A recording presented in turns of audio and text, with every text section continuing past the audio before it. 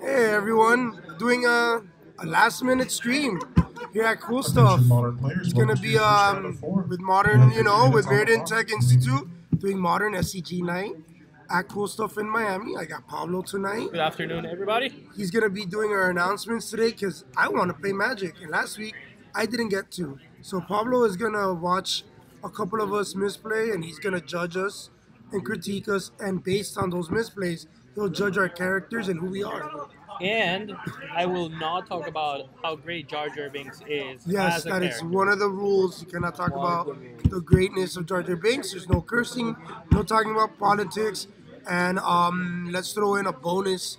Let's not talk about Jace. No, I'm kidding. We have to talk about that. We will talk about Jace because this is the last week. Yes, this is the fair word of diversity. Yeah. This is the last week until Jace's and Bloodbraidales flood our lives. Yes. So good luck in your match, sir. Thank you you. for letting me help you out, guys.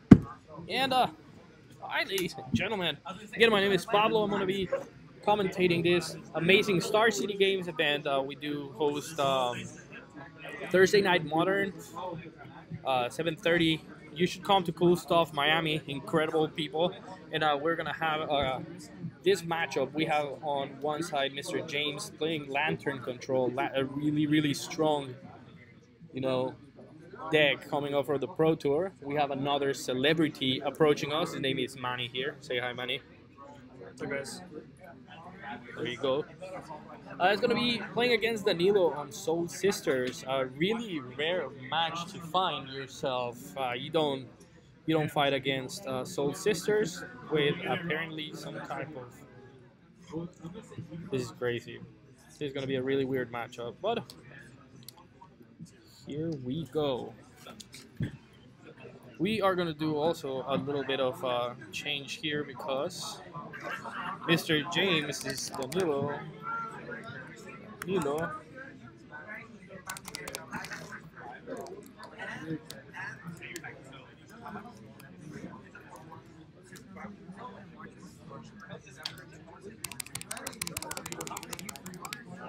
It's great.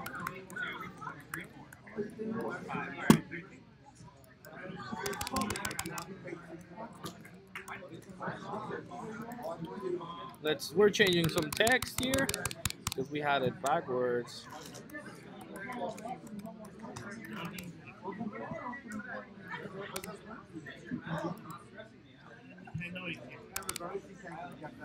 There we go. They should now work. We have Danilo on Soul Sisters and we had already double Toxies. A lot of artifacts coming out from Lantern Control. No game one action, no turn one action from the Soul Sisters deck. Here comes the first big guy. They get fast. Those Johnny Pride makes, they get big really fast, ladies and gentlemen.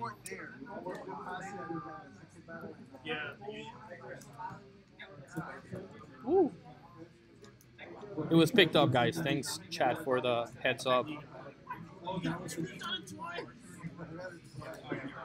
Lantern Control to what they do best. Leave you with no options of attacking really fast. He's had already part of his lockout combo in line. We see an Academy Rule is such an overwhelming deck. Really, guys. We saw it do amazingly at the Pro Tour. Last matchup playing against the Mardu Pyromancer, and it just devastated the Mardu Pyromancer. There was no chance of that Mr. Gary Townsend to actually win any of those matches. It looked so far ahead, so far out of reach. But Soul Sisters is working out. You can see a path in what would be Honor of the Pure, I think, in the hand, and Honor of the Pure is just gonna put him farther from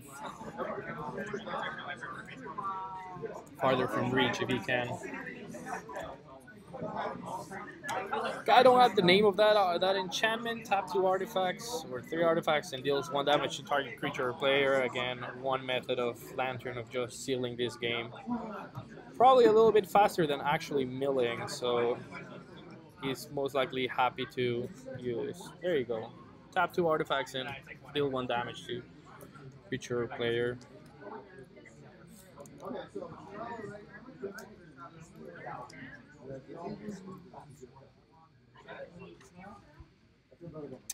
Let's figure out.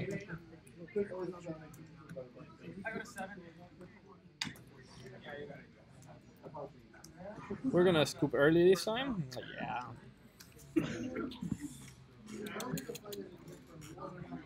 You really don't want to fight a Lantern control these days, guys. Strong deck. The sideboard is going to be really important. I can see a little bit, which would be Stony Silence. Stony Silence I did get to see over in the sideboard side of Soul Sisters with Mr. Danilo. Strong card against Lantern control. But again, Lantern, a lot of drop decays and stuff like that. We could see a little bit like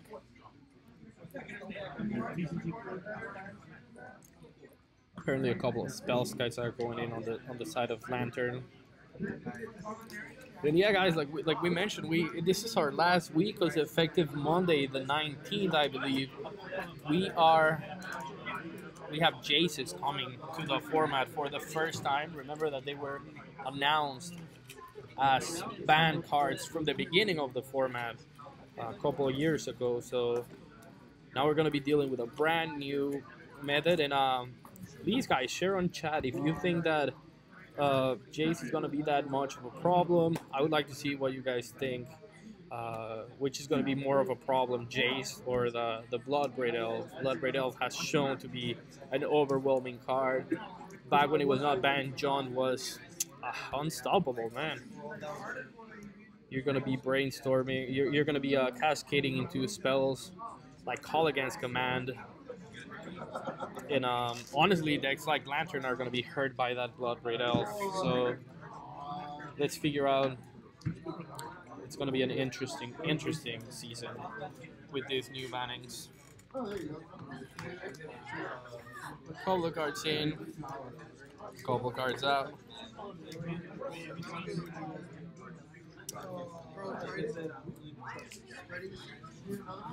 We'll figure out what the sideboard plan is for these guys. Little Waffle Copter. It's our viewer today. Thank you.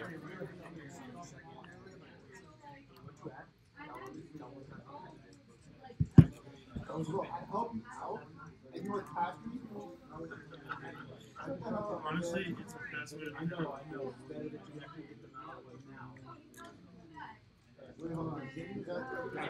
So guys, back onto our Thursday night event.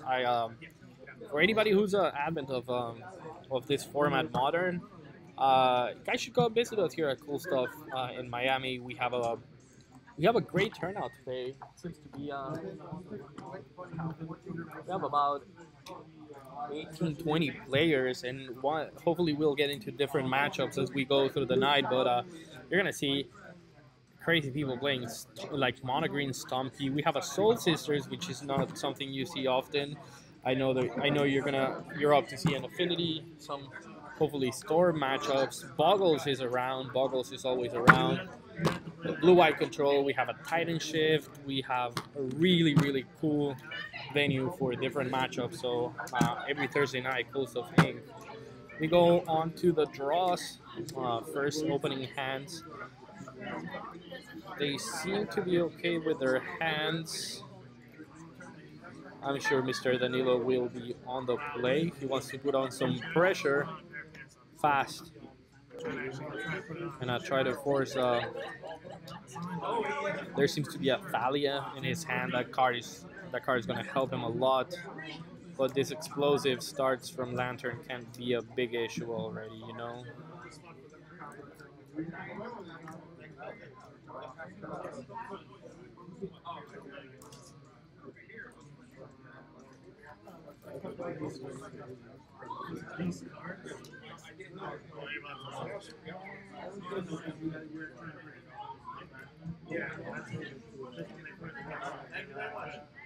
There was some interaction whether he drew or he did not draw. Here we go. Excellent card. That is a Thalia, if I see correctly.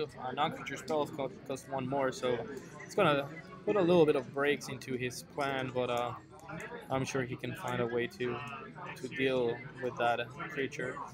Not Metalcraft yet, so that Mox is not available for him. Draws into more land, and I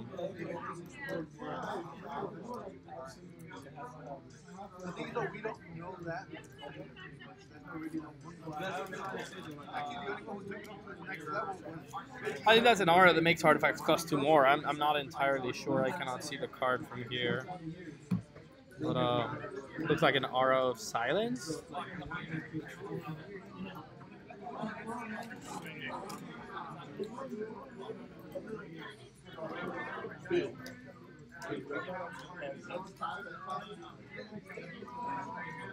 Nope.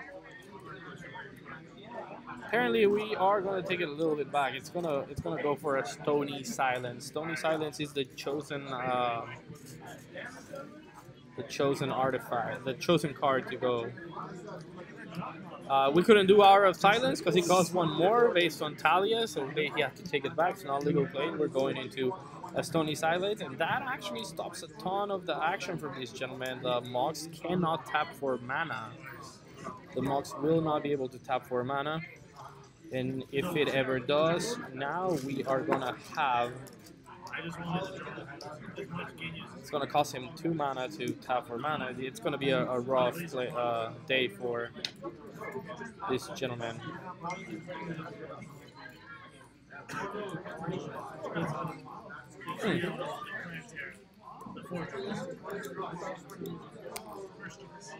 Interesting.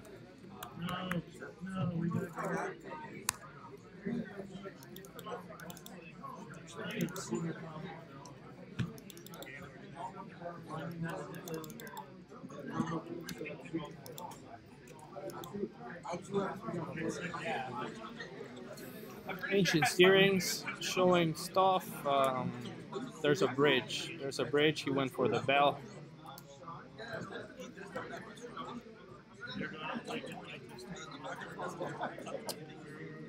They start looking a little bit rougher for Lantern this matchup. White does have a good sideboard when it comes to some artifact hate, you know? Some Ghost Quarters, incoming Aura of Silence. Now artifacts cost 2 more to play. I believe that's the right card. And down to 13 goes Lantern Control, and he's gonna need a couple of Abrupt Decays to get out of this one.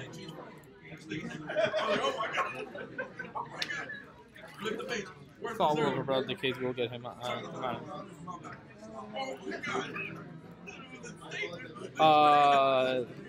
I don't think he paid 3 mana for Spell's Guide.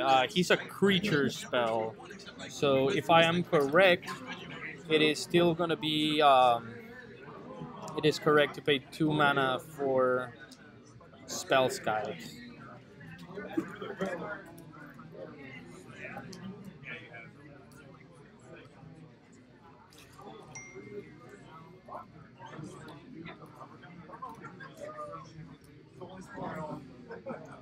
So, bam. Now we've got ourselves a couple of Abrupt Decays. See, Stony Silence now is not going to let the... unless Stony Silence only affects your opponent, I don't think he's going to be able to redirect the ability, your spell, Abrupt Decay into Spell's Guide, so he will lose Stony Silence, and he could lose Aura of Silence. Now there's a second Spell's Guide on top, which comes at a really good time, but it's going to be hard. It's going to be... He has limited time, guys. He's getting pounded for 3 every turn, and we don't know how much time he's going to have. Aura of Silence only affects your opponents. That is a thing. So figure out he has access to Abrupt Decays now. Here we go.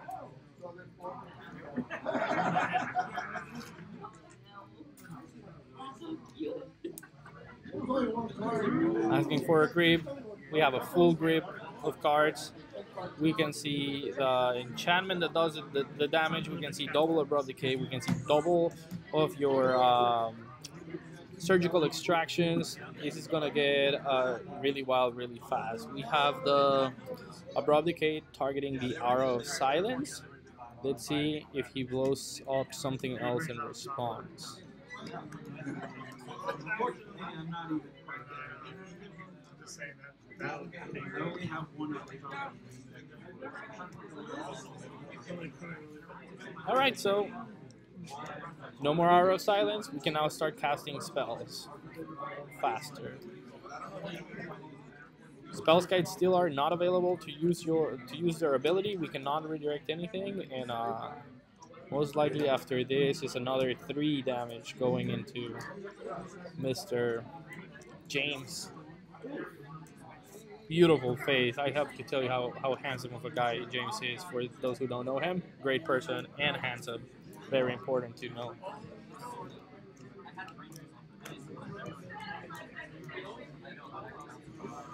Ghost Quarters. We'll do a little bit of the.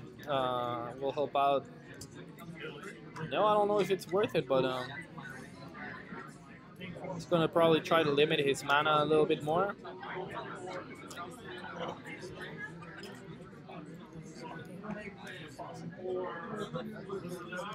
Turn out the match 1 seemed to be really boring. Lantern Control took off and no chance for Soul Sisters to come up. But now we are seeing Lantern Control on the other side. Lantern Control is going to need a little bit more than a miracle to come out of this one. It's on a 2-turn clock. They still have to deal with a Stony Silence and double Spellskite. A bridge. A bridge came out, I believe, from his hand. It's non-castable right now because it will cost 1 more. But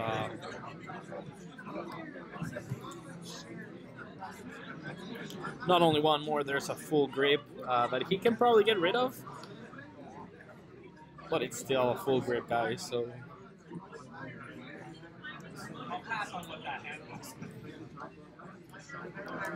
Thalia is still being hard on him. And I don't like that numbo. I would call it a numbo, the fact that we have a Spellskite and a Stony Silence with us. It will really not do the job, Spellskite featuring your Stony Silence. Now he can just Abrupt Decay at any point the Thalia, you know.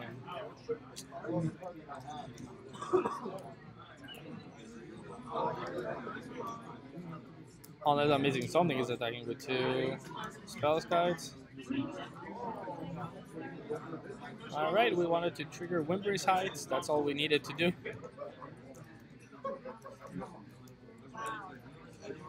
And a Martyr of Sands, just to ensure that those last couple points of damage.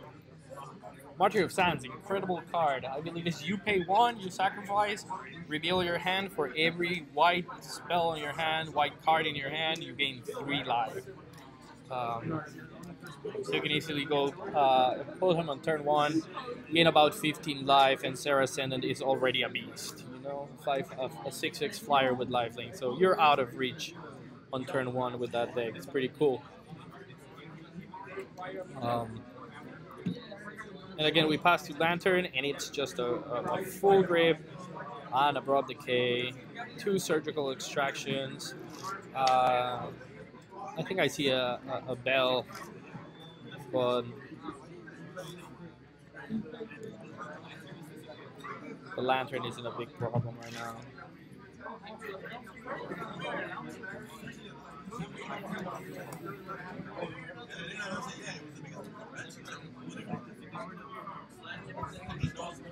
And no, we're not even gonna fight it. We're not gonna show any more. Says James. James is gonna just call it. And we're gonna go to game 3, where we'll get a chance to sideboard again. Let's see what they bring to the table. If James wants to do any type of change on his sideboard, let's see if we can peek onto something. A couple of cards go in, a couple of cards go out, but nothing more. Guys are playing right there. Look at that guy. That is James. That guy here is James. No. Well, let's figure out what else happens in here.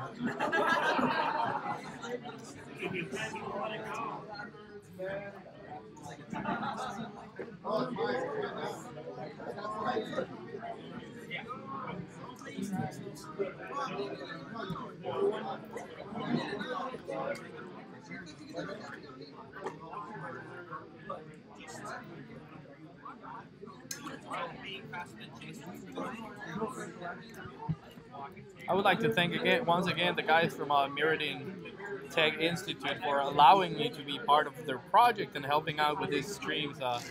Something that I always look forward to do. And great people, man. This group of people is pretty cool. This Mirrodin Tech people have been really nice. They're willing to share some deck opinions. If you need a deck, sometimes one of these guys lend me a deck when I needed to. I really wanted to play.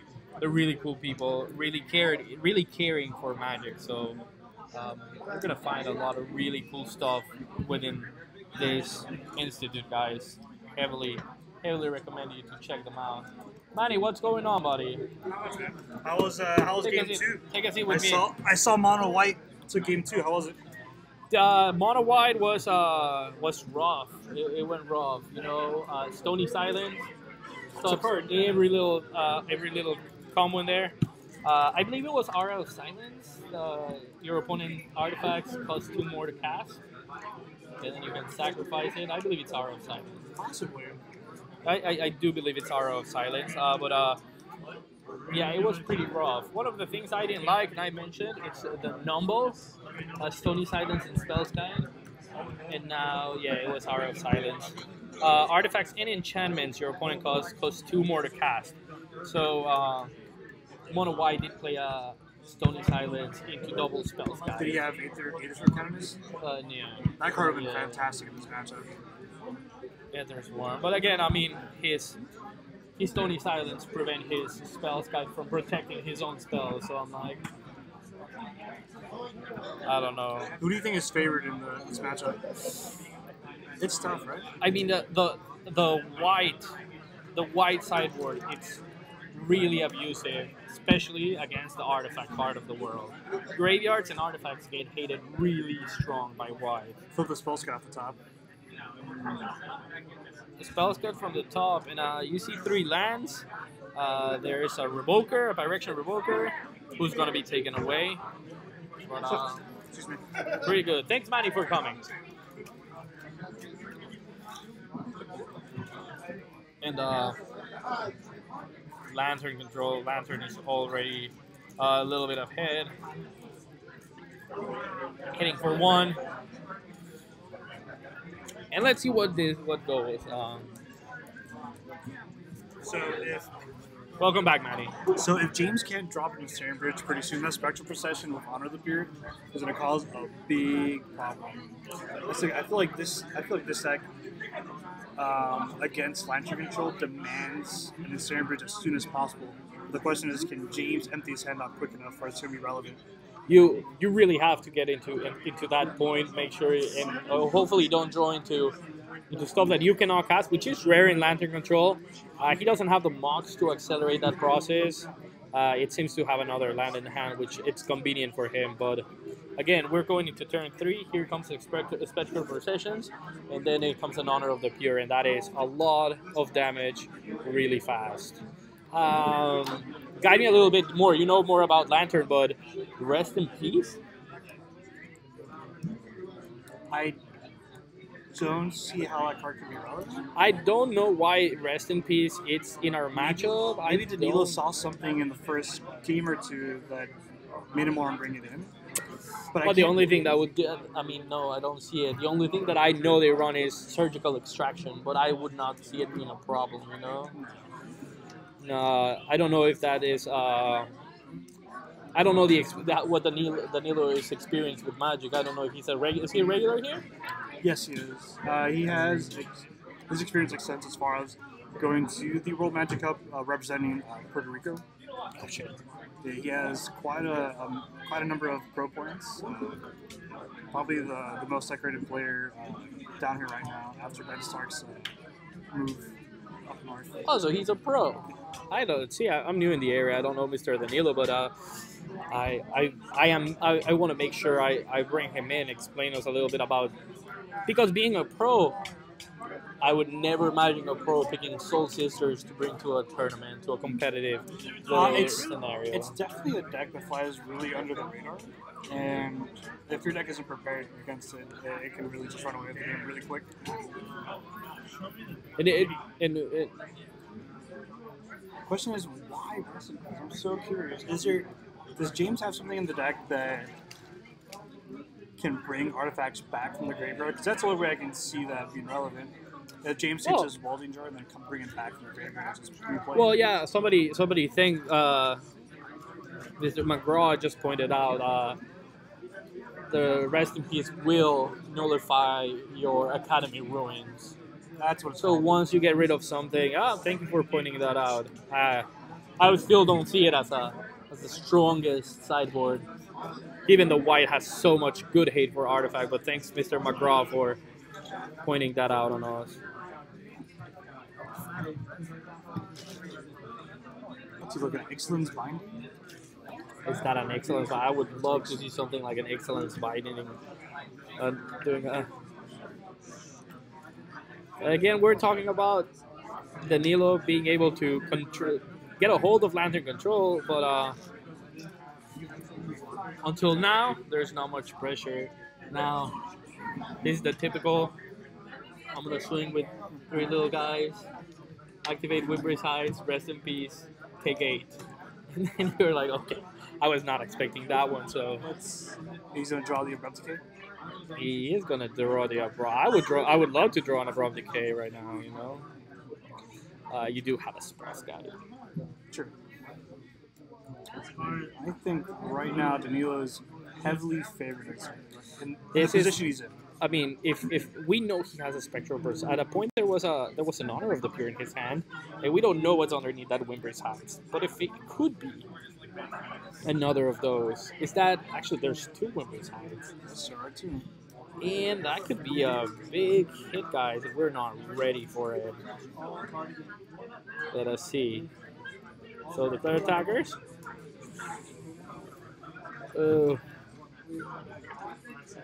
And underneath Wimber's Height, it is an Excellence Binding. This is amazing. I would have assumed he would have saved that for a Ensnaring Bridge.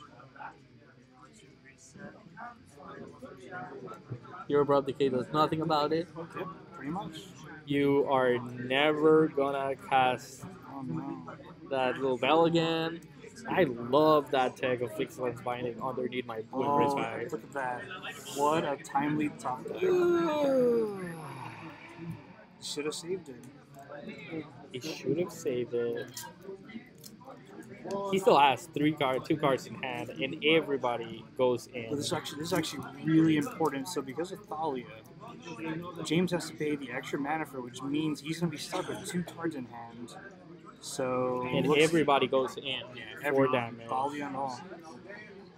And if he drops the Honor of the Pure, he's going to be hitting for... Thalia will not be able to hit, though. Thalia will not be able to. Honor of the Pure. He'll still be attacking for 8 damage, which puts James on a 2-turn clock. Oh, that's gonna cost 2 more, right? That's gonna cost 1 more. Am I missing? Oh, he's probably in response to Thalia. Is that response to Thalia? I think it is.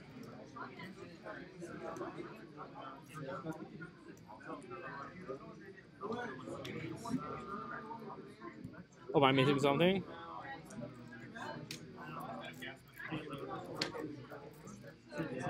Nope, seems like James recognized he had to pay the extra for it.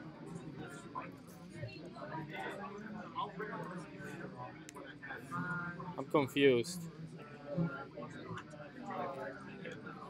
And there it is. Damn, so the first one was in response to Talia. It had to be.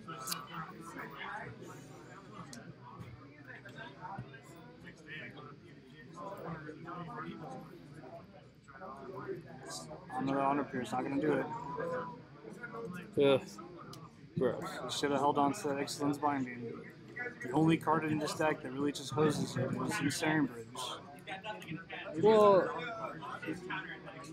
there's a Stony Silence. The Stony Silence is gonna prevent us a little What do we got going on from here, going boys? fast. Welcome, gentlemen. We have a really interesting game of Lantern. The new Lantern versus Soul Sisters, my man. Well, thanks, Manny, for coming.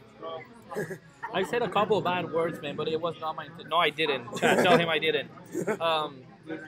We have a really, really weird game of Lantern Control versus Soul Is Sisters. this the red-white Soul Sisters or just mono? No, mono white Soul Sisters.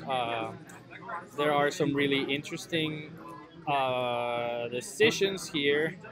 Is that a welding jar or whatever they call it? That is a welding jar, yes. So I wonder what kind of removal he's got. Well, for the right now we have a bridge. Stony Silence, but now we don't have a Stony Silence because he found another Abrupt Decay. Alright. But there So, was a Stony Silence. There was a window of opportunity. Now, one of the things that you missed really cool that I probably would have not done it like that. Well, he would have not been able to. He had a Wimber's Heights. And you recognize this card right here? Wow. That is an Excellence Binding. Yes. Underneath, a really good. He took one of the bells, but one of the I one of forget the it hits a engines. permanent. And It you hits a can't permanent, cast. they cannot cast that again. But there's a But, second bridge. But But ideally, that would have been on a bridge and not in the. Yeah. Is there any outs for the Soul Sisters deck? The Soul Sisters do have.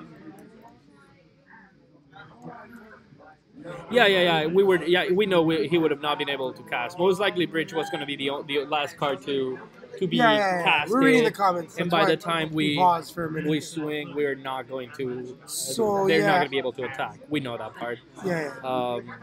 But I mean, I'm trying to figure out if because he can play Disenchants, but there's a welding. he does play Aura of Silence. Okay. So Aura of Silence is partial out. At this point, he needs like 3 hours of silence. And remember the name of that enchantment? Gearbur's. That's the affinity get out of Stony Silence. I even recommended it. Gearbur Ether Grid. Aether Grid. There you go. Gear for Aether Grid. Tap 2 artifacts. Ping for Who do we 1. got in chat? What are the names? Oh, Jonathan Marquez is joining us. Hi, John. How's it going, John? You know John? Maybe. A big EDH player. Long beard. He just trimmed his beard. Now he looks like a baby. John, you look like a baby, but you look handsome as hell. He shaved his beard. Now he just have a nice goatee and he looks handsome as hell, buddy. Really good looking guy now. It's okay. Beard bro for life. So what are the tokens? Those are all spectral processions, guys. That's Those are all hysterical. spectral processions. And guys, right now we just tap 4, ping for 2. What is that? Oh, that's the Honor the Pure. There is an Honor of the Pure on the board, making it hard to attack, even harder to attack. Yeah, I mean, James basically has to just not lose. That's the best thing that Lantern can do. Just don't lose. Figure out the win later. But Oh just yeah, don't we lose. don't care about winning. We don't care. We really don't care about winning. We just care about not losing. Who's this? I can't read it. Mr. McGraw, C.W. McGraw. Hello, McGraw. Thank you for joining us, by the way, Mr. McGraw. And hey, Chris, how's it going? Manny's back. Hey, Manny. So yeah, there's a Gearper on board and no Stony. GG's get right. Now, if you have Sony Silence, I mean, it doesn't matter. wouldn't matter. It wouldn't matter, It but wouldn't like, matter. Gear but like, goes over your. there's now the artifacts can do things, so now it's even worse. Even funny, he gets to draw a card. If he wants to keep the card in hand, Exactly. it thinks you Honor of the Pure, he can just keep it. We don't care. So Soul Sisters, yeah, Soul Sisters conceded. Was that game 3? Yeah, that's gonna be game 3. It was first round for Lantern. Really, really abusive matchup. Soul Sisters came up on game 2, and now Soul Sisters extend his hand.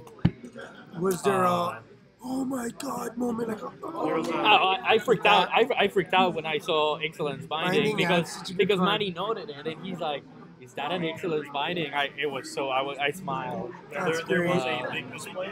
Danilo did have Story Silence in hand with an Excellence Binding. So Danilo excellently binding the zero, Lantern. Well, Mr. McGraw did mention it. If he was gonna play Lantern, Bridge, there was probably no chance for him to swing and trigger the hideaway line. Swinging was gonna turn hard, most likely. Oh, because the Excellence Binding was under the hideaway. It was under the hideaway. He had to play if it would have been Mr. That's James, right, he mentioned it earlier. he's an experience. He's a good player. I don't think he would have let a snaring bridge with 3 cards and still being able to attack him. I would do that, not James. Definitely. Would you do that? I don't even know how to play Magic. I know. I play bad decks. What are you playing today, sir? I'm playing MonoG Stompy. MonoG Stompy, I've guys. been playing it for weeks. Guys, this guy's. Anybody who comes again, I said this once, I say it again. Anybody who comes to this Thursday night gathering of Modern with the guys from Meridian Tech and CoolStuff Miami, the deck selection. I mean, Soul Sisters, I know there's a Lantern. I know there's a My Storm Bogles player. list is out there. Bogles is out there. My MonoG Esper Stompy. Shadow list is out There's an there. Esper Shadow. I know there's There's Jeskai Control. There's Merfolk. There's a Merfolk. There's a Goblin. There's a guy with Goblins also around. Today? I don't know if he's Oh, around. no, but I know who there's you're talking about. I know who you're talking about. an incredible type of matchup.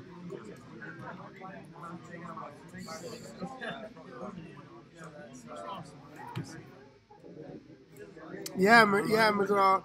Excellence Binding seems really good. Oh my Ooh, god. someone commentated Fuck, we have the one announcer good looking team. announcer team. Oh Who's my that? God. Who's that? Welcome. Hey, Ags. Who's that in purple? That is Meridian Tech. Oh, hey, Oh, that's Cock. Yeah, what's up? So, Ags, how'd you do in your first match? It was a sweet matchup. I was against Teamer Breach. Not Teamer Breach, but UR Breach. Oh, okay. And did you win? Yeah, of course. What was it again, sorry? UR Breach. The blue-red Blue-red Breach. Breach, yeah. Oh my So you god. beat Dewey? Yeah. Oh, nice. That's Blue Red. You know What is Bridge? That's a disgustingly Blue-red Breach. unfair matchup. Breach. Favorite. Blue-red Merfolk. Breach. Oh my god. I just have all the tools to deal with the matchup. Yeah, because, and also, like, Island Walk. Yeah. Island Walk, Harbinger to bounce their Embercool, because if I have a Master Waves, I don't care about Annihilator 6. I have Water Trap Weaver, which is a sick tech. Yeah, it's good against Yeah. Emrakul. I could let your Breach resolve if I have Water Trap Weaver in hand, because I could just tap your Embercool at instant speed with an A for Vial. Curse Catcher really messes up players who are trying to cast a 5-drop sorcery Yep. instant. Yep. Break on. Like, it's just really rough for the Breach player, man. Okay. You know, your brother won. Yeah, Bogles. I'm proud of him. So that means hopefully round 2 Bogles Fish. Nah, Bogles versus I'll Fish. play it on camera for you guys, but I'm gonna be very tilted. If we have Bogles Fish, I think it should go on camera. That'd be funny. I'll get wrecked on camera. I'm good with that. Hey, last you week said that we had last time, and you weren't on camera, and you beat Bogles. So. last week we had a crazy game of Boggles Titan, remember, where Oh, yeah. Boggles was on lethal and, And a then top this guy deck top Oh, I saw that. Yeah, Escape top shift deck. Yeah, that's what twice. you're watching. twice escape shift. It was insane. Yeah. Yo, Mono White what? Oh wait, guys, one on one what? There's I had excellence binding on the lanterns, and he had 2 lanterns on hand, so I can attack with fires now. that is Oh, insane, guys. So what okay. happened there? What happened there is Excellence Binding stopped him from playing Excellence 2 Binding is a lanterns must-do. that Yeah. got stuck in his hand. That makes sense. So, That makes sense. oh my god, that was insane. I didn't hear that part. Good Danilo, job. You thought Rayman. that you got locked out. Danilo, why don't you oh, come come here? on in, Danilo. Sitting here with us, man. Alright, So- guys, welcome Danilo, winner of round 1. Pablo, nice to meet you officially, Mr. Danilo. Crazy matchup. I just heard about you and your name, and I'm gonna ask you a couple of questions, and then we're gonna go into your match. 'Cause it's kind of crazy, man. I heard that you're from Puerto Rico. I am. Mucho gusto. Gracias. Hablamos español. Yo soy de México. I heard that I haven't met from you, but I heard that you have represented Puerto Rico in Worlds. Yeah. A couple of Pro Tours, more than once. Yeah. How many do you think? Two right now. Two right now. Yeah. One coming up soon, hopefully. Hopefully Another. Man, celebrity apparently here in Magic. Yeah. Well, this area is good. Bunch of new players. I play random decks.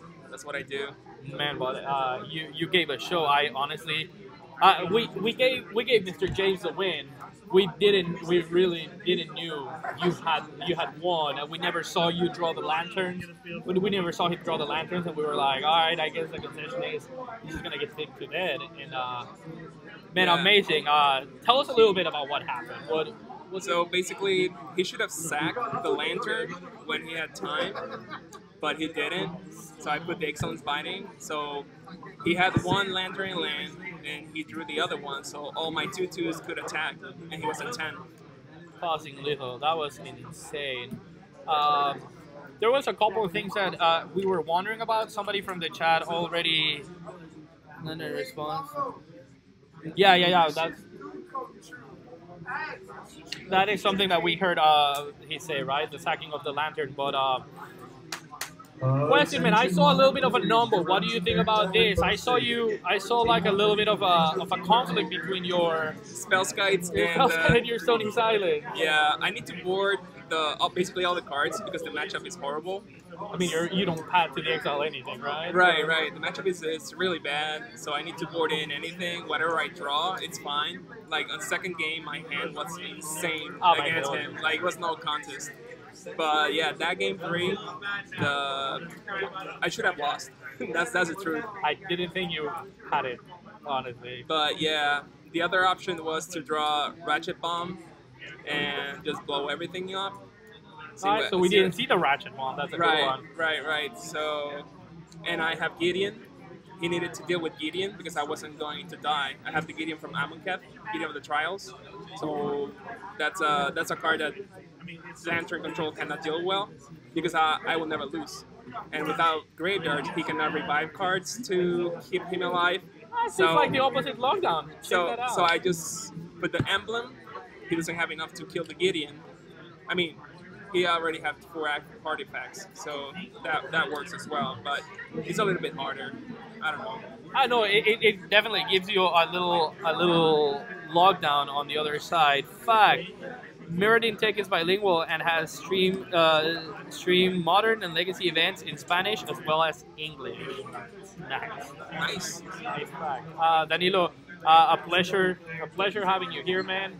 Good luck in your next round. We are gonna have some bizarre match of Bogles versus Fish. Oh, I hope Fish wins. But Fish goes in clean with the Island Walk. And then are you gonna outrace a Bogle with a Daybreak Coronet? We'll figure it out. It can happen. Hi, Danilo. Thank you so much, buddy. Thank you. Hi, guys. Not even time to take a break. I got it. Be right back, guys.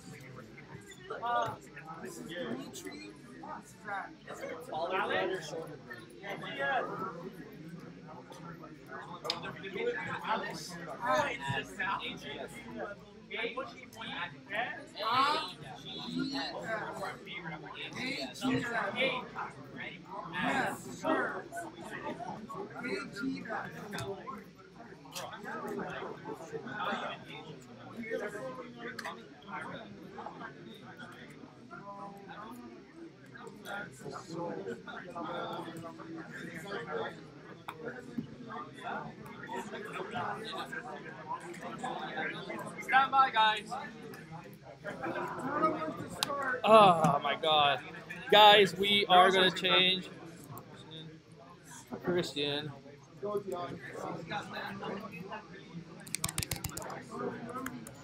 Dimitri.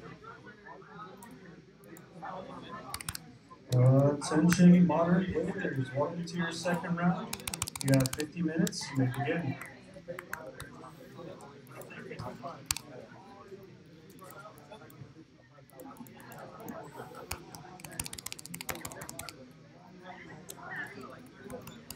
Guys, I'm setting all the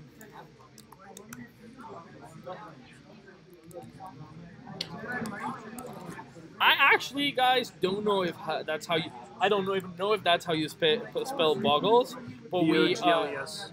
All right, I put Bogles. Bogles. There you go, ladies and gentlemen. We are gonna go into a weird matchup. We mention it, and we have it for you here at Meridian Tech Institute live stream from CoolStuff Miami. Guys, we're gonna have Christian on the left side of your camera. It's gonna be playing Merfolk. That deck has everything. Merfolk can be the most aggressive, can be controlling, can be tricky, and when you think you got it, something like a Master of Waves, 2 Lords in a row, or something funny out of that Aether Vial comes out, and you suddenly lost the game. On the other hand, you have Bogles, which puts a really slippery little guy there, and suddenly Daybreak Coronet, Spider, Hyena, Bear Umbra. I don't know how many Umbras they play right now, but then it is a beast that you're not going to stop, and you are never going to outrace because of the lifelink capabilities. Guys, yeah, let's do it. And we get started. Manny, come on now. Don't be shy. So the great thing about Bogles is no one ever really gives it a chance. But just this past weekend, Bogles just won the Grand Prix. So it comes to show you how diverse this format really is. And it will still be after everybody plays Jace. You can play 4 Jaces and Bogles now. The only time Bogles is a bad deck is when you're playing a lot of edict effects like Liliana. Liliana is a really popular card. Bogles just cannot. There you go. Not too knowledgeable about Bogles, right? But turn 1 Slippery Boggle. And turn 1 Curse Catcher. Curse Catcher sack 1, and it counters target non-creature spell unless they play 1. Or is it instant or sorcery? I'm not too sure. Non-creature. It has to be definitely a non-creature spell. We'll figure it out in 10 seconds. Instant or sorcery. It specifically targets instant or sorcery. Which is perfect. So we are clear to double equip this Boggle with a Hyena and then a Mantle or something like that, and just go. Spirit Mantle would be good. Hyena is also fantastic. Or Rancor. You never forget Rancor. And suddenly you have a what? 5-3 Boggle? A 5-2 Boggle? That is pretty much indestructible. No, it's a 5-2 Boggle. 5-2 Boggle with Reach and Trample. A 5-2 Boggle, Reach, Trample, turn 2. Sounds about right. Sounds about. It's pretty good. 4-6. 4-2? 4-2 Boggle? 5-2. There was only 2 damage there. That's not possible. The Rancor gives it 3. Boggles 1. The Hyena gives it 1. Did I miss something?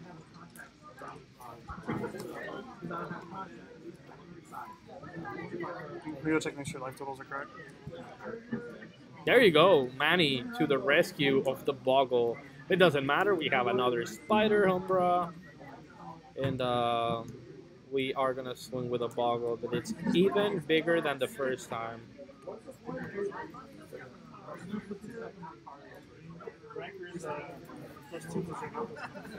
Who thought Rancor was +3 +0? It's +2. It's not that broken. It is broken, guys. It will come back if you do anything to that Boggle.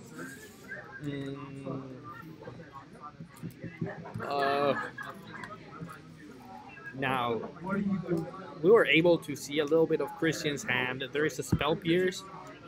We have Mutables and a Curse Catcher ready to chomp. So, Fish can definitely play defense. Fish will definitely play defense, and we're just gonna call it. Spirit Mantle just calls it. That guy gives protection from creatures, and everybody's just an aura. Sorry, it just gives you +1 for each aura, and the trample from the Rancor. That's it, guys. Bogles takes game 1 really fast. That's what we expected from this matchup to be. Turn 3, turn 4. We know who's gonna be the winner. Now, these are not the most common decks. Merfolk is a common deck. Bogles is not that common. but even less common is the guy that actually put Bogles together. The gentleman, one of the gentlemen that was sitting here with us, is his list of Bogles, and that guy plays weird cards in weird decks, and I cannot imagine his sideboard. So Dimitri is going to be having some interesting cards to put in, and Christian is playing a more regular form of Merfolk. I honestly don't know what Merfolk does against this deck,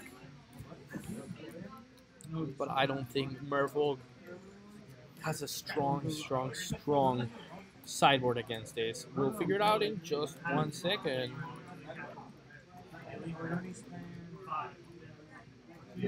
MTG ahoy, hola, buenas tardes. Welcome to Meridian Tech stream of Thursday Night Magic.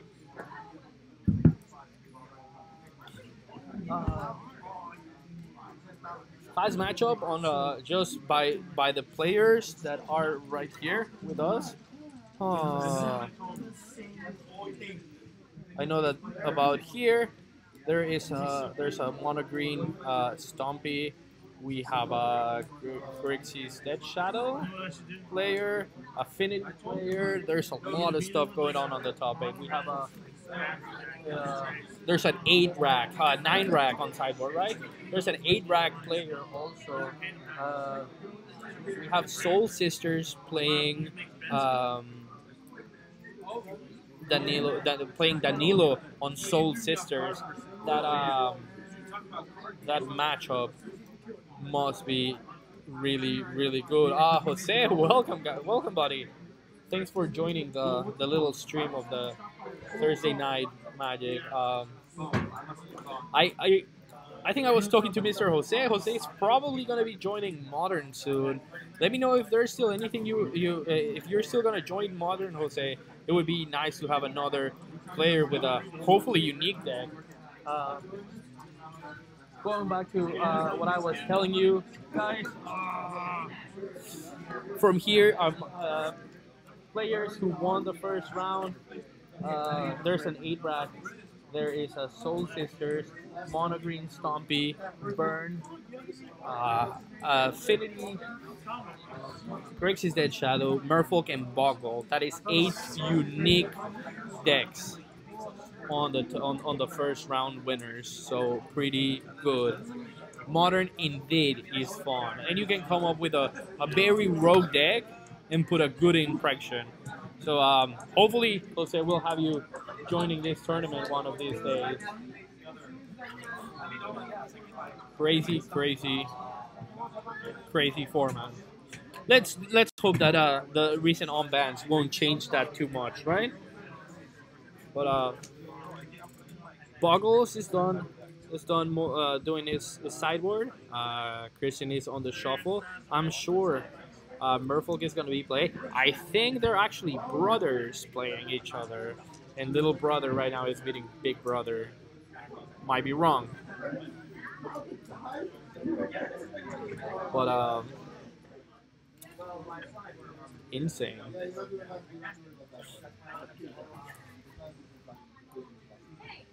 Are you guys brothers? No? They're not brothers. Never mind. It was just a joke. Are you in tourney? So am I playing? No, I'm not playing. If that's a question. Sorry, Jose. Yeah, I decided to take the night off today of playing. Last week I got destroyed.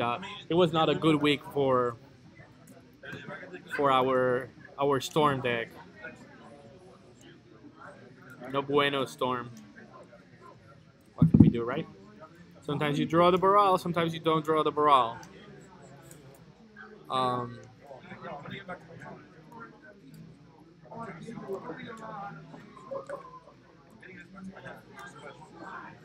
We're about to start.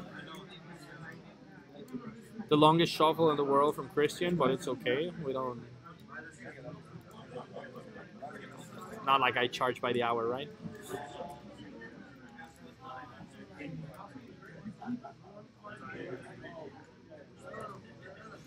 Also, guys, Dimitri, round 2, top player on round 2 on stream already. He's one of our newer members of the modern Magic community. He's a guy that has been playing for not too long, and incredible guy, incredible kid, young guy, and really smart when it comes to play Magic. What's going on, buddy? Join us. What's going on? So.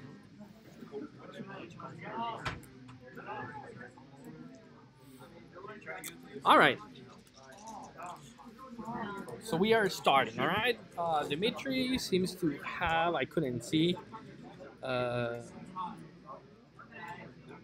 Christian, turn 1, Island Pass. Not the best start for one of those guys, but Dimitri, crack a fetch. He's gonna take the shock. He announces it fast. And guys, slippery Boggle. That slippery little thing.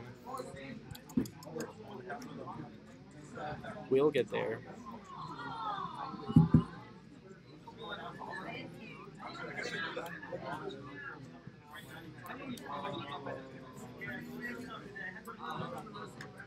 Damn.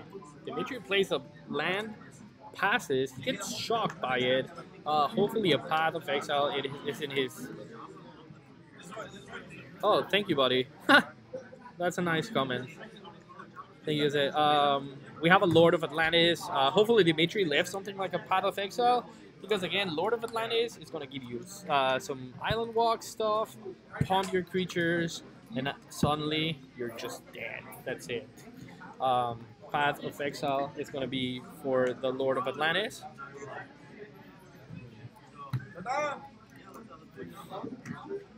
Let's figure out what happens.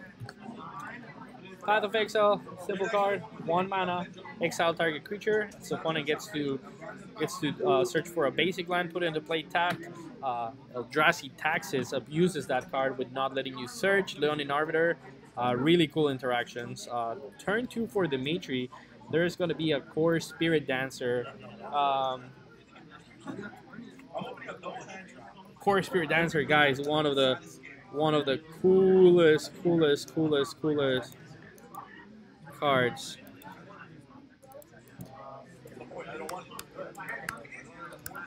The art, of course, Spirit Dancer is amazing. I don't know if I can card image it for you guys. There it is, behind the chat. You cannot see it very well, but you can see a little bit of it. Core Spirit Dancer, really pretty card. It's going to get +2/+2 for each aura attached to it. Whenever you cast a spell, you draw an aura spell, you draw a card. And again, it just goes out of control. Now it has a Hyena aura, which not only makes it bigger because of the Hyena and his own ability, gives him totem armor. So it's going to be hard to even chump block that thing. We got a card search engine.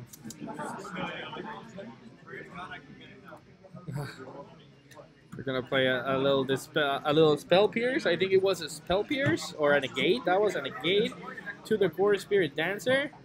But we have more guys. We also have a Spider Umbra. And now we have a Core Spirit Dancer that has probably about 7 power. And I might have Vigilance, but it has Reach. Alright. Let's pull out again our card, no? For each attached aura. So he's a 0/2, that is 4, 5, 6 damage coming from the Core Spirit Dancer. And you get to draw 2 cards. An amazing card.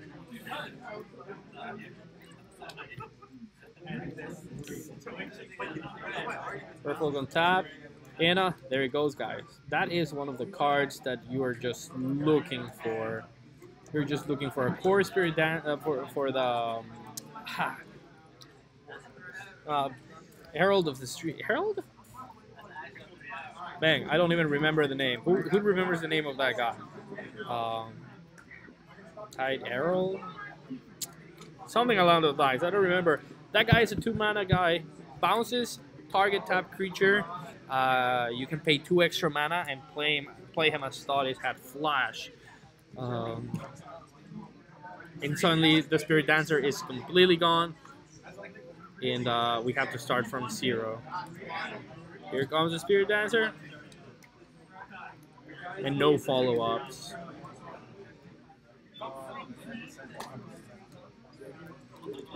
And this is when this deck excels.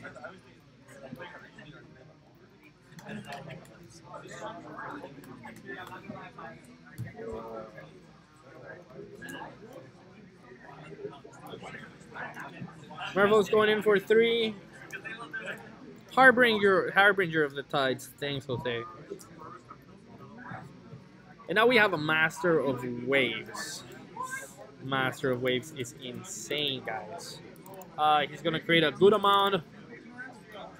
1, 2, 3. That's a 4 elementals. 2/1. He is pro red, and he is representing lethal out of nowhere. You know.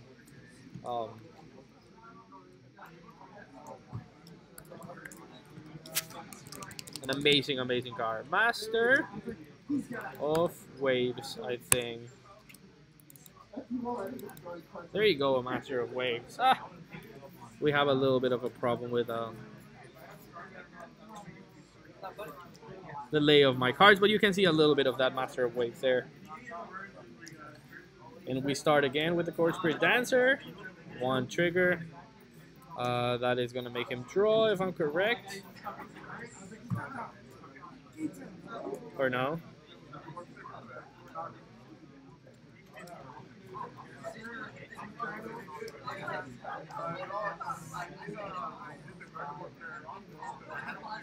Then we're going to pay 2 more mana. Can't get any 1 damage. And now we have a Spirit Mantle, which is going to get Spell Pierce.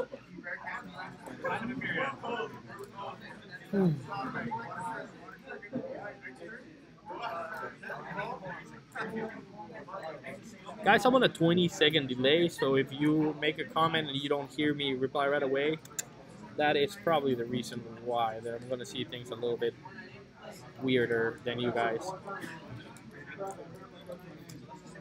We have a really good blocker there, but surprise, Mr. Christian has drawn one of the key components, which is a Spreading Sea. Spreading Sea is going to let him draw a card. Target land, it's an island.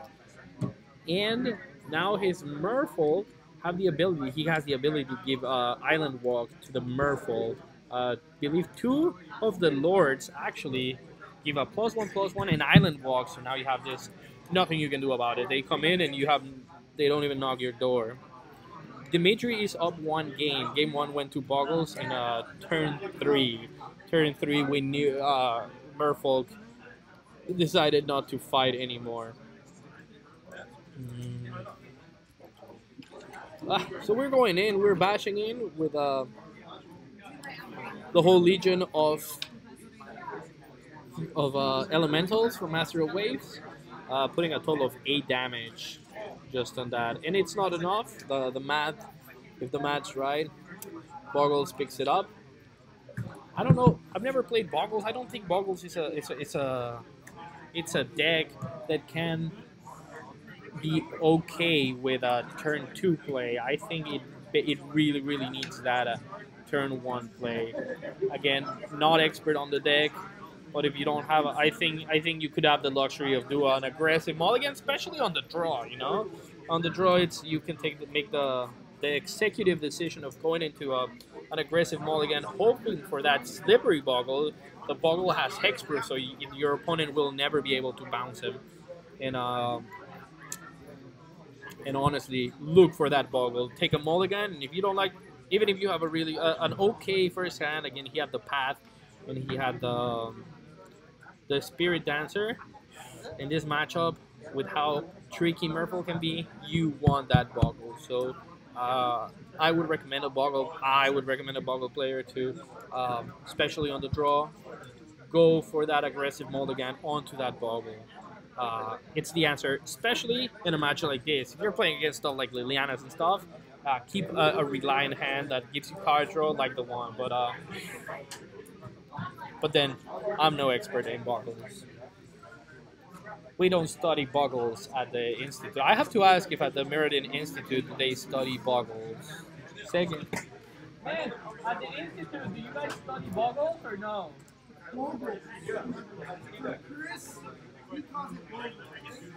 Oh. Everyone is lazy when you talk about it. It's Bogle. It's really Bogle. I promise you. Bogle. It's the real pronunciation. Guy, we have a correction here. We are not watching Bogles play. It's called Bogles.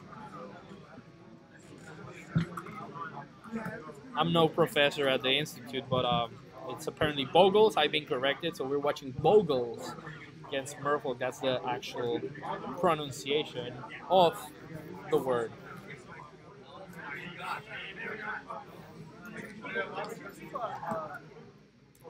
We are 1-1. I'm sure Mr. Dimitri will be on the play.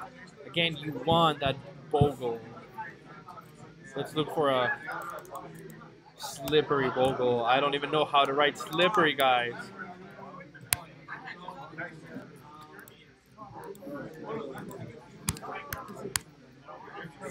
There you go. Found it. Right behind Chad. There's a slippery Bogle.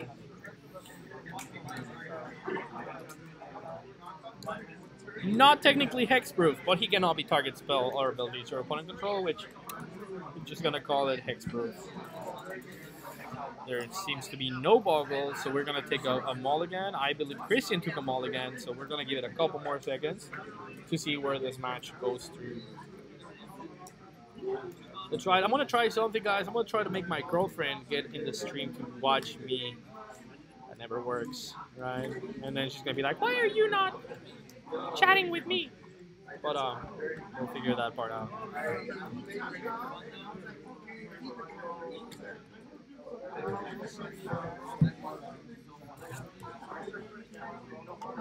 Crazy day, guys.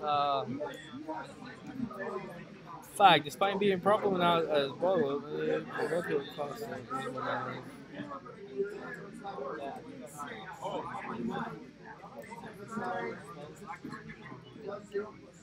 see? We always have a really good facts announced. Does modern Merfolk utilizes any new Merfolk in standard? The right answer is it can or it cannot. All right, as Excellent released, and not much after Rivals, but as Excellent released, there was a lot of tries between blue-green Merfolk. Actually, I saw some version of just green Merfolks. The Merfolks that are currently in Excellent, they do hit hard. Their Explorer mechanic makes them get out of reach really fast. I saw some effective list of blue-green Merfolk top 8ing some tournaments from some prestigious tournament brands, you know. But definitely. There you go. We have a Bogle on play, guys. And let's see if we can outrace that Bogle. But definitely, you could make you get a lot of really good benefits from a blue-green Merfolk perspective. Kumena speaker, it's a beast. Welcome back, sir. Hello. We're talking about blue-green Merfolk versus just blue Merfolk. I'm actually a fan of the mono blue version. Mono blue. I mean, we were discussing, right? On green, you do get Kumena speaker. Kumena speaker is a massive beast. The 1 mana, 1/1. Oh, that it becomes a deuce. Yeah. You can easily get a 1 mana 3/3. So it could be a benefit. So the thing with the blue-green Merfolk versus the mono blue Merfolk is that the blue-green one takes out certain things that make the mono blue deck good, and it turns it into more of an aggressive strategy. So because you're playing more 1-drops, so and I don't even think they play Masters. They don't play Masters. They just try to go all in on like speed and aggro, and it's just a different play. The mono blue one I think is more of a tempo and has a better late game. So here on the play-by-play, we got Dimitri who casts a Bogle and then a Spirit Dancer, and then Ags went turn to Spreading Seas. Now, Dimitri didn't swing for 1 damage. Guys, anytime you don't swing for 1 damage, They win by 1. they win by 1. That is a rule of thumb in Magic. He forgot to attack. Anytime, and again, as we mentioned, Dimitri is one of our newest modern players. Yeah, he's brand new. Players in general, Yeah, right? yeah, he's only been playing for a few months. Great kid, and let me tell you, he does pull out some plays that you're like, oh man, Yeah, I didn't remember you could do that. yeah. All right, so don't think any less. He I uses think that he's creature nice. floated right now, but he doesn't he's mental blocking himself. Like he may not attack. All right, Nah, he did. Thank God. All right. We have a 2-2. yeah, that's fine. I probably would have put it on the Spirit Dancer. Now I probably would have put it on the Spirit Dancer. Now he got punished. He did get punished game With 2. yeah, Game 2, he kept a land with no a hand with no Bogles, just a Spirit Dancer. Equipped the hell out of that Spirit Dancer, and then then it a got killed. Harbinger Yeah. of Tides came in and put it in his hand. yeah. So I was saying a little bit earlier, Right as now, a non-Boggle player, on the play on the draw. Sorry to interrupt, but this could change things for Dimitri right now. He just drew an ethereal armor. And he has another Spirit Yeah, Dancer, so you guys. can- That's draw 2. Yeah, and it's on the cast. And it's on cast, so you cannot do anything about it. Now, I may be wrong, but I think Dimitri has missed a couple of draw spells, which one day I will revisit. Is it a May or does it have to happen? I really I don't want to make know. sure that it because then that's a game state violation. It is a game state violation. Are you May? I think it's a May ability. Okay. But who would not like to draw cards? You have to be Yeah, out of your mind to not want to draw a card. Okay, so he plays it. So I was telling myself, Trigger! Everyone's screaming. He's a new player. Let him make He didn't mistakes. I didn't see him draw. my friends. It's okay. It's I'm a painful blue to player. watch. I'm a blue player and I love drawing me cards, Yep, man. I Anytime love I can draw a drawing card, cards too. I draw me card, and He just doesn't realize it. It's okay. it's all So good, man. now Ags played a Silver Gill, revealing a Lord, then cast a Lord. That's why you RTFC. Read the full card. Read that friendly card.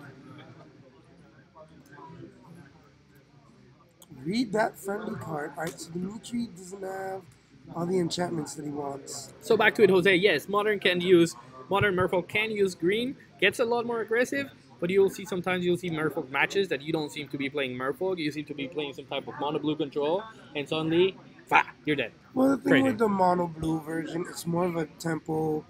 Like it can change tempos, but it tries to keep a certain tempo with its lords. The blue green one does the same thing, but it's just a little faster and doesn't have a late game. It has the same aggro creature problem that it teeters off. The only thing that it definitely has going for it is that they can become evasive. And it's a whole team that becomes evasive. Really evasive. So how big is that Bogle? It's That Bogle is only 2, 3, 4. It's a 4/4 first striker. It's actually still relevant. I would just crash in with it. Yeah, that's my homie. Yeah, because you can't block. And you apply the damage on the Lord first. The first strike, you apply the damage on the Lord first, kill it, and then reduce do everybody it. else's Mhm. powers, Yep. and they have nothing to deal with you. So, Yes, you can go 2 and really 2 important if you thing want to right know. now. But Ags has a couple plays because I think I saw him with a Lord, and I think I saw him. He's got a Mutavault, and I think he's got a Lord. So things can get. Oh, is that a Master Waves? There's a master. Ooh. There is a Master of Waves Yeah, and oh, a and a Lord. Lord. So these guys are coming Oh. in clean. They're hitting for 4 and 3 respectively. Yeah, this So guy that's needs 7 damage. like a Daybreak Coronet. No, Daybreak doesn't give it. Yeah, it does. Which one is the lightning one? That's what we need. Daybreak right? gives We you need life and like Daybreak or Spirit Mantle, but I think Daybreak might win it for him. Now that is the Orobo, the Palace in the Sky. What does it bounce? I'm sorry? I think it's Orobo, the Sky Palace. What do you I bounce? believe it's a permanent. Legendary permanent. Yeah. But what do you get rid of there? You protect your doors. You protect your. I know there's a.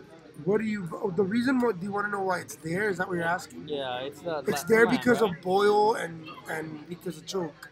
It's not an island. Interesting. So it's there to fight against boils and chokes.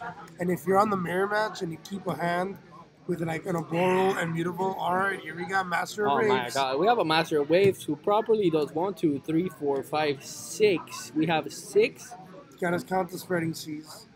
Oh, 7. That is 7. Isn't there 2 Big, spreading seas? there's 1, 8. Oh my god, we have a total of 8. 8 2-1s, and that Those are a lot of water suddenly- ponies. Suddenly doesn't That's look a lot good, of water man. ponies. A Daybreak Coronet gives him +3, ticks up Ether Vial to ticks up the Ethereal Armor to 3, 6, Do you have 7, 8. a Oh, Vigilance Aura or not? yeah, it gives you Vigilance. Daybreak Coronet? Yeah, Daybreak it gives Coronet is a deal breaker, guys. And this guy has I a don't lot think of he can mana. into it. The only problem is that he has 2 islands, sir. Yeah, what? It's A a light? 3 Is that a mana. ley line? Ooh. Armadillo Claw? No, it's the It's other same. one. But it doesn't. I don't think it does. It draws 2 cards. Draw 2 cards. Yeah, Ag stopped him because he got a little happy, and now John's helping. Oh, he just drew a Spirit Link. So if he remembers, He had a fetch land waiting. yeah. But if he remembers, Spirit Link doesn't say Life Link. It says whenever it deals damage, gain a life. So he puts it on the creature. He swings. Unflinching Courage has Life Link, and Spirit Link's gonna trigger, so you gain double life. No, that's something we have to make sure that happens. If so, because It it's is a against game state. state. That's not a you So made game I live. think that was a Spirit Link. Let's see. A Spirit Link would be a. Actually, does he win with a Spirit Link? What does it give though? What is The it- thing what is, there's trample, and like it's not evasive. Is that a Spirit Link? Yeah, that's a Spirit Link. It doesn't buff or anything with the Ethereal Armor buffs. All right, Oh, so but we're he's going got- in, guys. Yeah, We're going in. We do I not don't have know- first. I We do don't have know. first, right? Yeah, but I don't know how. There's going to be a lot of life gaining in here, guys. Yeah. He did not draw from the core Spirit Dancers and the No, Spirit he did Link. not. But he did draw from the Unflinching Courage. Hey, man, you have to draw your cards, guys. Don't forget to draw your cards. So right now it's 1, 2, 3, 4. 1, 2, 3, 4. That's 5. 6, 7, 8. Lifelink trample. He gains double. So So he Ags has puts this on 25. Ags has to, and it's first strike trample. So John is a judge, or at least he's the judge for the Play Live Nation. So he's gonna give Dimitri a hand. Because we're all friends here. Yeah, So Christian is not going to be we mad. just want to if make it- sure, yeah. In fact, Ags expects to lose this match, but if he wins, he's happy. Can you put back chat? What happened to my chat?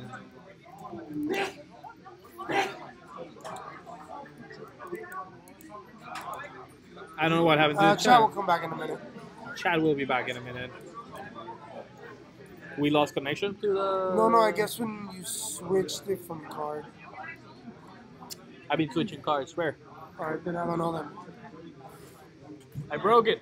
You I broke it, guys. Alright. That's it. That was my Alright, last so- stream here again. Last time I Ooh, get wait. invited. So he plays another Lord. Does he die on the crackback? He does have 3 blockers, and he's not gonna block the Merfolk, but he Did can he gain the block double the. life? Yeah, he did. He's at 27. He can block the elemental, so we could probably see some. That's true. It's gonna hurt though. Let me see. So there's 8 elementals. Yeah, I think Ags has it. Block. We should go to blockers, and we should figure out what's going on. Yeah, I think Ags has it. What's up, amigo? Because Guys, we have Rudy here. because Rudy's a remember- friend of ours. Because So, remember, joining. Mutavolt's also an elemental and a fish. Yeah. No, It's a but the Merfolk. elementals are gonna get blocked, Yes, but and it's he's gonna 5 call more them. elementals. That's 15 damage plus a lot. A lot I'll just more call it being a lot. unblocked. Yeah, it wasn't enough. Guys, you can damage for 8 double lifelink, let's And call still it, lose on the crack and still lose on the against crabback Merfolk. to And that's Mr. why I like the Merfolk. mono blue one better than the mono green one because it can go in the late game where you just teeter off. And then Master of Waves. There's nothing you can do against Master of Waves. He Ooh. dominated standard for a bit. There was a mono blue devotion there. Yep, I was playing standard at that And time. That's when, yeah, a lot of people didn't like that standard. I enjoyed that standard. I played none of the default decks. I was on red, white, burn. Bring it. there was mentioned to be by some people a lot of fun. You had that. What was that angel? That gigantic angel also that was around in those eras. Gigantic angels. An angel that would exile 3 permanents. Oh, that and was from stuff like that. Innistrad, and that was Angel of Serenity. Was it Innistrad? So Guys, you got lucky and you won, huh? Yeah, I know, right? Can I also mention that Dimitri missed like 3 or 4 draw turns? I know. Okay, double that, draw that, trigger. that got you the win. I know. Yeah. I know that's the only reason I won. Yeah, the Spirit Link. All right, I'm Axe, jump in on camera. Ag, coming in. I didn't get that part of Ag, and I called you Christian. That's fine. For future reference, my name does not have an H. It's pronounced the Spanish way. Cristian. Christian, I copied it from your from the. Yeah, the they put it wrong. They have it wrong. Yeah. That is easily fixable. So, Mr. Christian, Yeah, you pulled out a win against Bogle. You cannot race Bogle No, I can't. unless you're a Merfolk guy. And then maybe a Master of Waves and a total of, I believe it was 8 elementals. Yeah, it was 8. Will do. Yeah. Master of Waves is a hard card in the matchup to evaluate because I've won a bunch of games online by chaining Master Waves, and I don't care how much life they're gaining because eventually I have too many tokens for them to heal. And as long as I don't let them resolve a trample aura, I'm okay. Like game 1 and game 2, you saw all the negates and spell pierces I had, but game 3 is a bit different. My opening 7 was like Cavern, 2 islands, and a grip full of lords, and I was so happy, but then I realized I'm against Bogles, and that just doesn't cut it. They're going to run me over by putting on blouses. So I ship it back, and I opened 1 Spreading Seas, 1 Silvergill, 4 lands, and I'm like, I think I have to keep, because I have draw power in the hand. And my plan for that game was mana denial, because I know Bogles can lose to itself, and I saw he took a mulligan, so I'm like, okay, I'm gonna bet on him. Thank you. 1 second.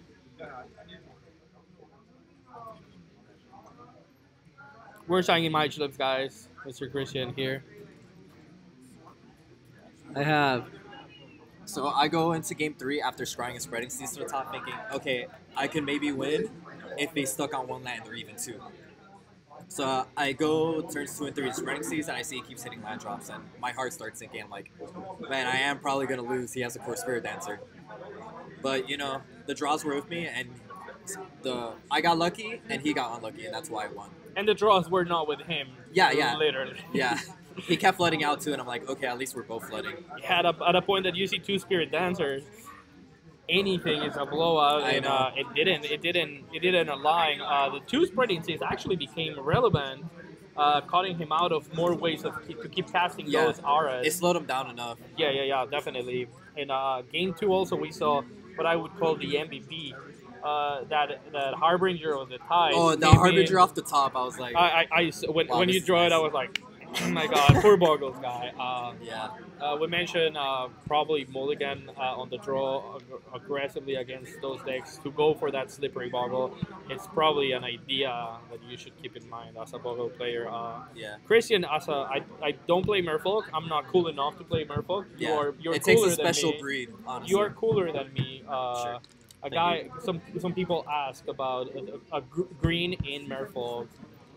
Tell us your point of view as an actual Merfolk player and cookie eater. I mean, I'm going to talk about the meta pre-unbans of Jason, Bloodbraid Elf, because next week everything's going to go up in the air. Everything I'm going to say now is probably irrelevant.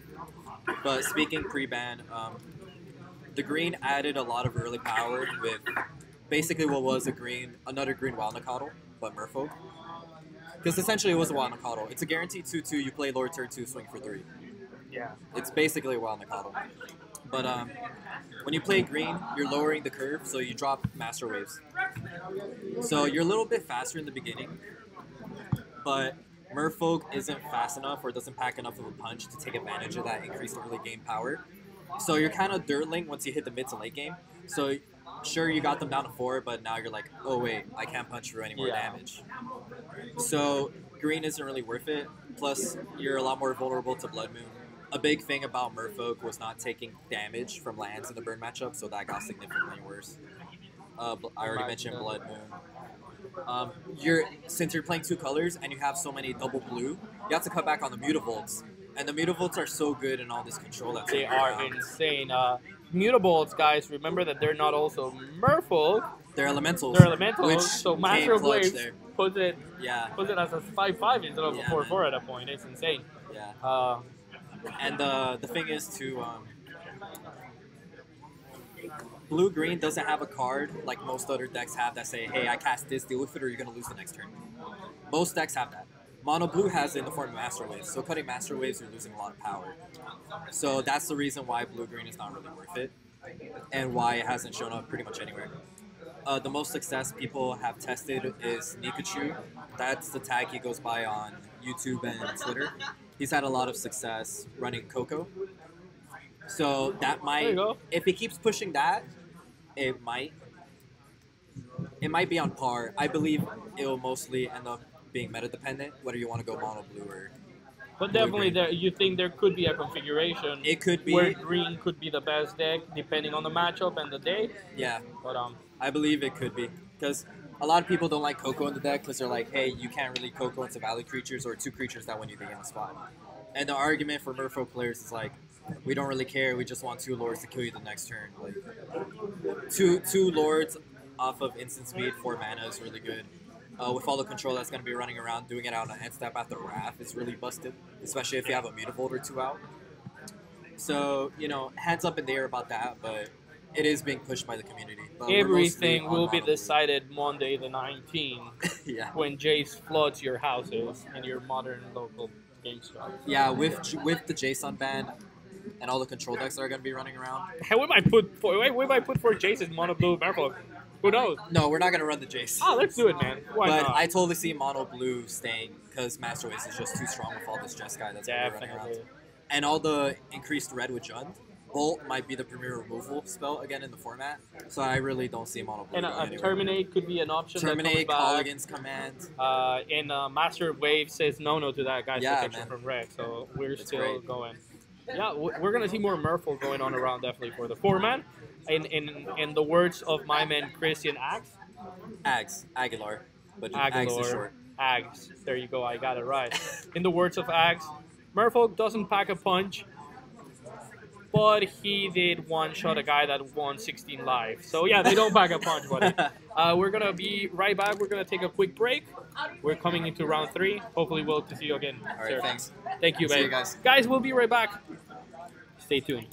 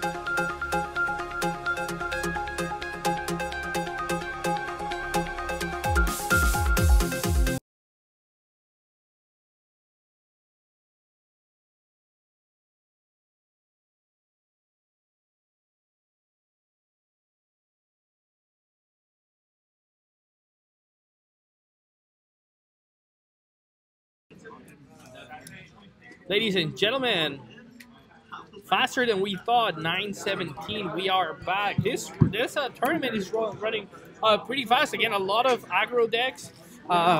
Two controls, a lantern control around there that we saw earlier in the hands of James, and now another control game. We have Jeskai control on the play from Mr. Jonathan. He specified to put John. And then we have Anders playing Esper Dead Shadow.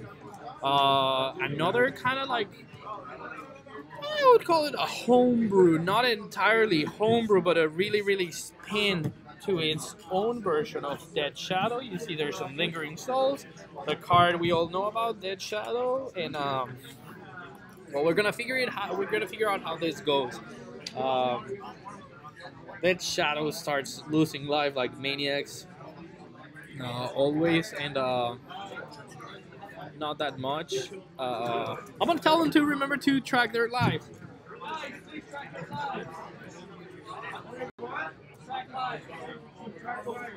Thank you.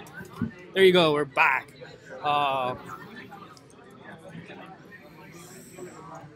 Right away, some life. Taking shocked and opt.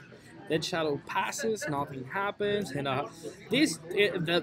since it's a Esper version of Dead Shadow, I expect a lot more of a steady pace. It's not gonna be a turn 3, I'm at 6 life, take this Dead Shadow and take it all with double strike or something like that and trample.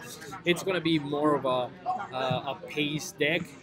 That it's probably gonna benefit Jeskai control because Jeskai wants to draw pass. And that's all we're gonna do for a couple of turns until I can tempo out a Snapcaster Mage and then hit you for 2 only. And probably 10 turns later, you'll be at 0. It's gonna back itself up a little bit more with Lightning Bolts, more than a blue-white version. But again, we're on the 3rd turn, and now we have the first Lingering Souls, 2 spirits.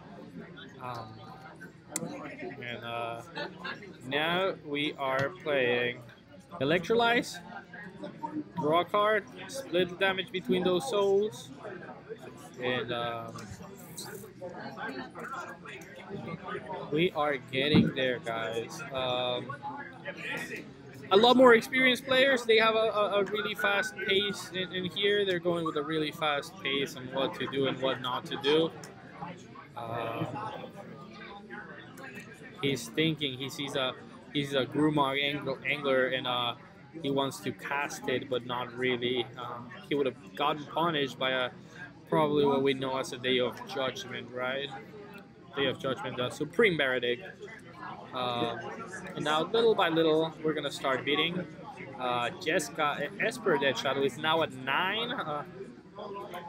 I believe that still makes our Dead Shadow pretty useless, right? But Shadow's a 4/4 already, I think.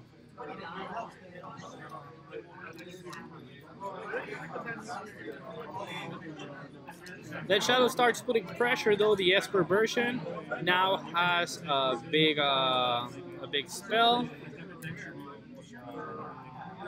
and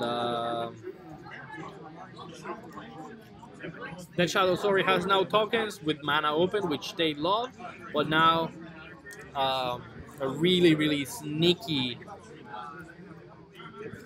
Restoration Angel comes in, no targets, but now we have a 3/4 body that it's gonna try to outrace your 1/1s. No, we have 4. We have another Lingering Souls, which is gonna pay like that, and we're passing. We're not playing lands or getting shocked. I also believe that he's at 6 life. He is not at 9 life, if I remember that attack. But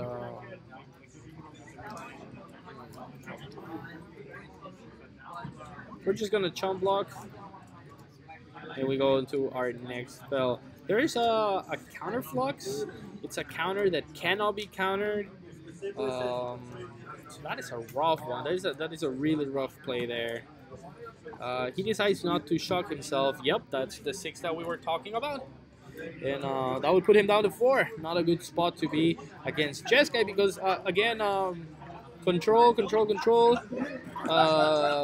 End of turn, Lightning Bolt, Snapcaster, Lightning Bolt, and you are a goner.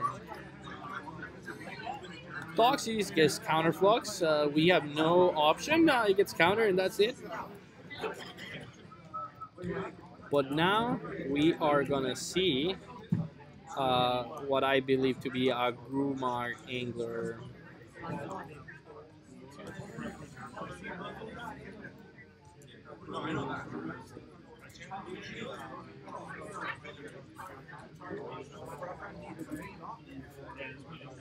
Grumar gets padded. Jeskai control Mr. John. I've had the opportunity to play against him. A really experienced player when it comes into control. If I'm understand, that's all he plays in every single format. He plays blue-white control, Jeskai control, blue-white control, and miracles. You are not gonna see him out of control. So this guy is definitely in his comfort zone. He knows that those tokens don't represent any threat at all right now, and he is definitely going to save his day of judgment, abuse on those paths, and unless it's really necessary, guys, eject. You know, it's just gonna be done if there's 2 shadows or something really threatening. Other than that, we're gonna rely in our paths. At the end of the turn, I believe that is a Snapcaster. I don't see that thing. I cannot see a thing.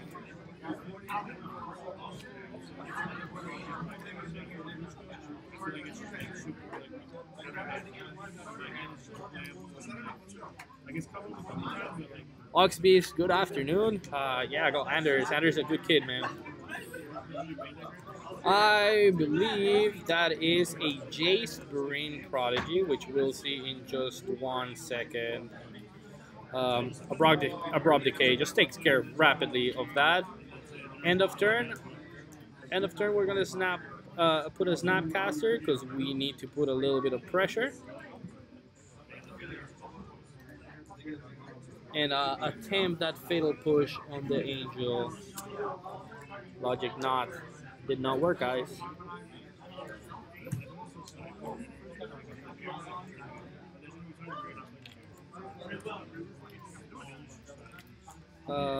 Thought Scour is gonna give us a couple of cards and a draw. The draw was a Path of Exile. What a good card to have drawn. Now here comes Dead Blade. I mean Dead Shadow. Dead Shadow it's back, and we are gonna start working on this thing that Esper Dead Shadow is like. Now you use some of your resources, the black part, the Toxies, the really good effective removal like Fatal Push,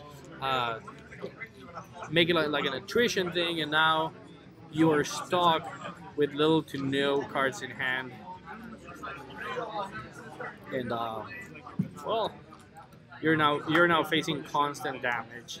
Amazing draw, guys! An amazing draw. A Helix, Lightning Helix, and we haven't been able to abuse either the Dead Shadow or the Grumag. You know, he has a Stubborn Denial counter, I believe, unless you pay 1. But if you have a Ferocious, it's a hard counter. And that's all you can do.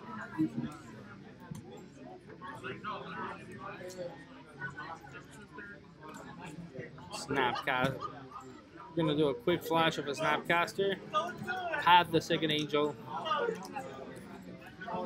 Hey, any control player is happy to get an extra land. You know. Don't forget, the guy still has his Supreme Benedict in hand, so we're in a cool spot. I'll take a couple of damage. Supreme Benedict cannot be countered, so whenever he feels threatened, there you go.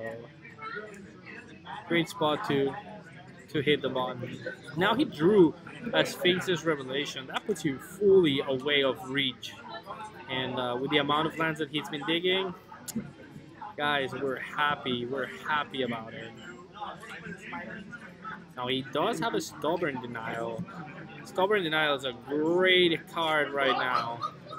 And if John goes a little bit greedy with that Sphinx's Revelation, you know, that is a no-no. And I think he is gonna drop the Sphinx Revelation, and he is gonna pay for it, guys. Sphinx Revelation for a ton, sorry. There's gonna be a Stubborn Denial, and there's gonna be a second Stubborn Denial. So, cost a lot of resources for Ander, but you don't wanna let a Sphinx Revelation for 5 or 6. That was 1, 2, 3, 4, 5, 6. And from the top, an Elspeth Sun Champion, and well, nothing you can do about that one, guys. Comes in, puts 3 guys, 2 turn clock, 1 turn clock, and we're gonna scoop it off, okay? John gets game 1 in a really, really weird match for who actually gets to keep the prize on this one. I'm sure Anders loves to be on the play. Black has a cool sideboard always against control. If you are a control player, the last thing you want to see is a black sideboard coming at you with a lot of disruption. And again, I don't know much about this matchup, but I believe Esper has an edgy sideboard compared to what Jeskai can do on after sideboard. But we'll see in a second. Definitely, sir. It's a really good matchup. A lot of good Magic can be played in this matchup. And see what happens. We're gonna do some shuffling.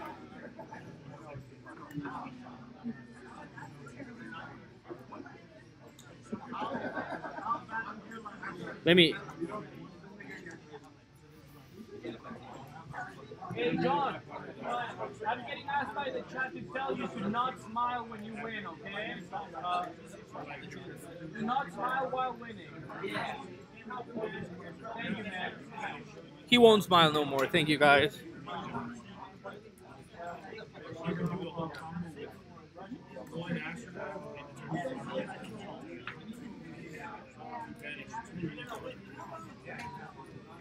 This is gonna be a weird matchup. Now, Esper Dead Shadow does not have that many creatures. I don't know how many. I don't know what's the sideboard strategy for John. These are really complicated. Now, these matchups do require a lot of sideboarding skill, sideboarding, knowing what to take out when you're either on the play. For people who are newer or want to get more into Modern, I know there's a couple of viewers that will hopefully get into Modern soon. And there's another friend of ours, Rudy. Rudy, you guys know him. He's about to finish his Tron deck, Black-Green Tron. He's just missing those cards, but charity. We're gonna run a charity event for Mr. Rudy so he can get some cards. But you have to know what to sideboard.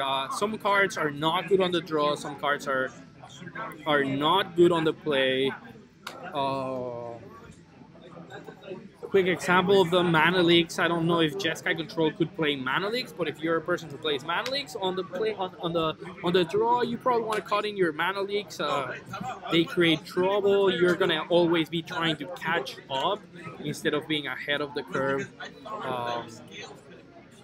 And let's see what decisions they made. And you can see the draws from Mr. John. He already has a Lightning Helix double. Logic Knot. Logic Knot is the card that boomed in this format. I believe not incredibly long ago.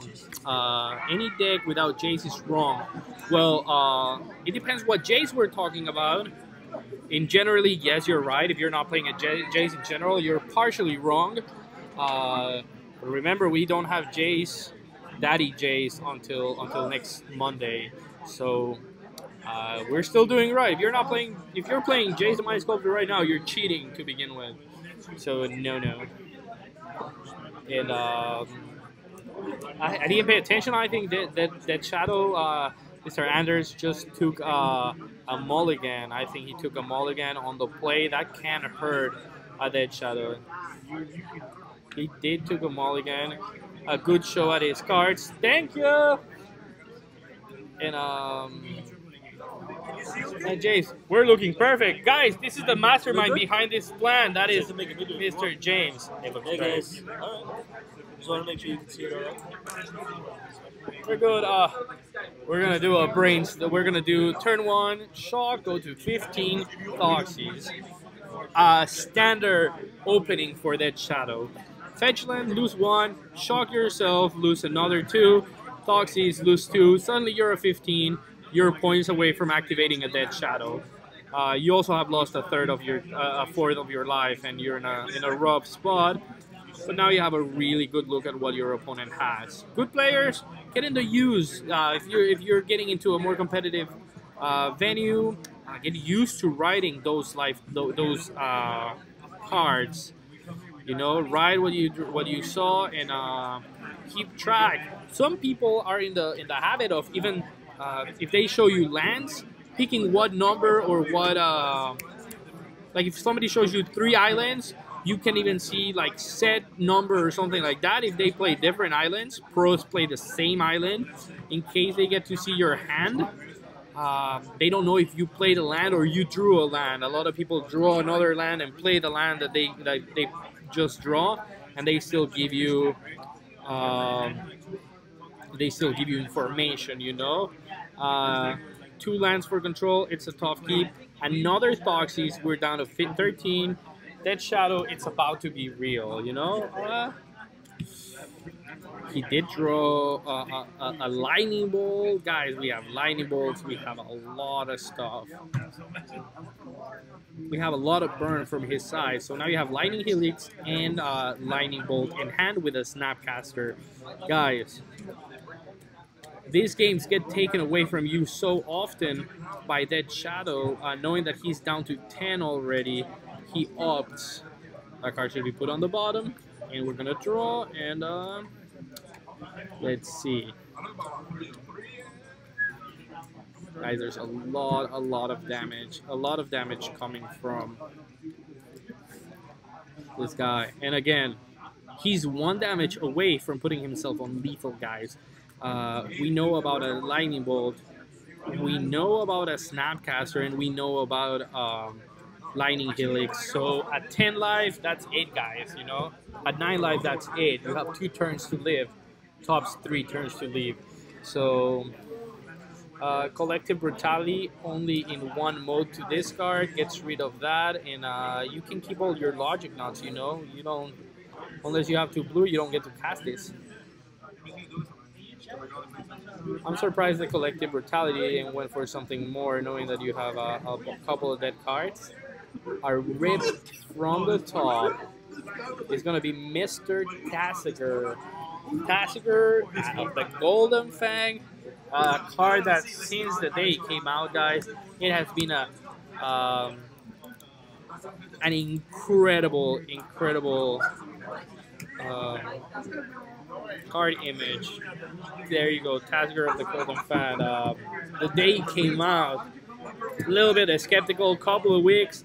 Tassiger saw play, then it became all about Tassiger for a little bit, guys. And if you're playing Tassiger, it is a turn 4 play. It is a turn 3, turn 4 play. My mom is calling, but sorry, Mom, I'm on a stream. I'm not gonna. She's gonna prop out a venue somewhere, and John probably should have mulled.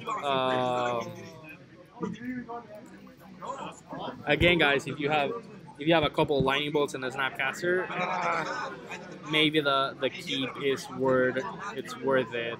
Now he has up. Now he has snapcaster. Guys, he's a lightning bolt from lethal right now, and either lightning bolt, lightning helix, or electrolyte can finish this matchup in a couple of seconds. We're gonna see most likely an end of turn lightning bolt. Now there's a big problem here. One of the things that is really good, Tassiger not only comes out for 1 mana, makes your Stubborn Denial a hard counter. So that probably puts Anders really, really happy. He's gonna opt.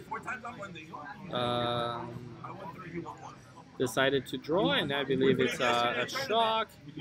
We have some Jace action.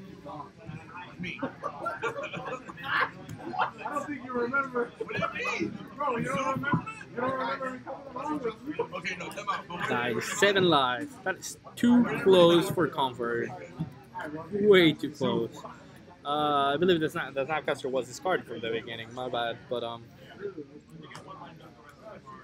not gonna lie though, Anders is definitely more consistent when it comes to overall variety of decks.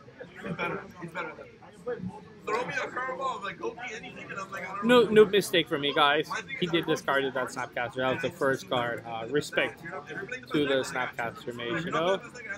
But again, we are seeing Taziger, and Taziger, it's 2 turns from putting lethal.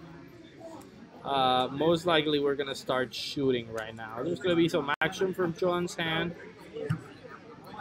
He most likely wants to drag out that counter to play that Jace, but he's not falling for it. Land, we have a Logic Nod. We are gonna go with the Jace. And wrong Jace, but Jace nonetheless. Who's gonna get hard counter? And now we are open body. We're gonna activate Taziger. And then he can pick what he wants to give him. Either you give him a non-line.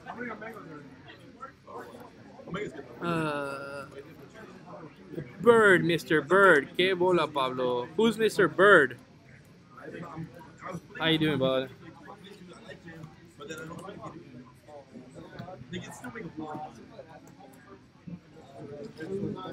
And Taziger gave him the Thought Scour. Alright. So, casually, now we have a 9/9 Dead Shadow. And on the draw, John picks it up. And, guys, the disruption was vital on that. 2 Thoxies in a row. Control is going to struggle. His plan of Snapcaster Bolt, Snapcaster Lightning Helix was gone. And what seemed a game that John was going to snag while taking out from the beginning by 2 life and a Thoxies. So we're going to go into some more sideboard. I'm pretty sure Mr. John is going to be on the play. And it's going to give the Shadow the opportunity to mulligan a bit more, take a better decision on a mulligan whenever you're on the draw. You can be a little bit more critical about your mulligan, specifically because of that draw, so people should take that in consideration heavily. Bird FPS, who's that gentleman? I want to know who you are, because I want to know who called me a bola. I'm down. You have never beat it. Come on, you beat my thing, and then the other day you went on a losing streak. With my red eyes. We have one of the gentlemen playing a mono green Devotion. We have mono green Stompy and mono green Devotion. I hope he's still playing that deck. That gentleman won a tournament a couple of weeks ago. Overwhelming victory from for mono green Devotion. The green command, which I forget the name. Let's find the command.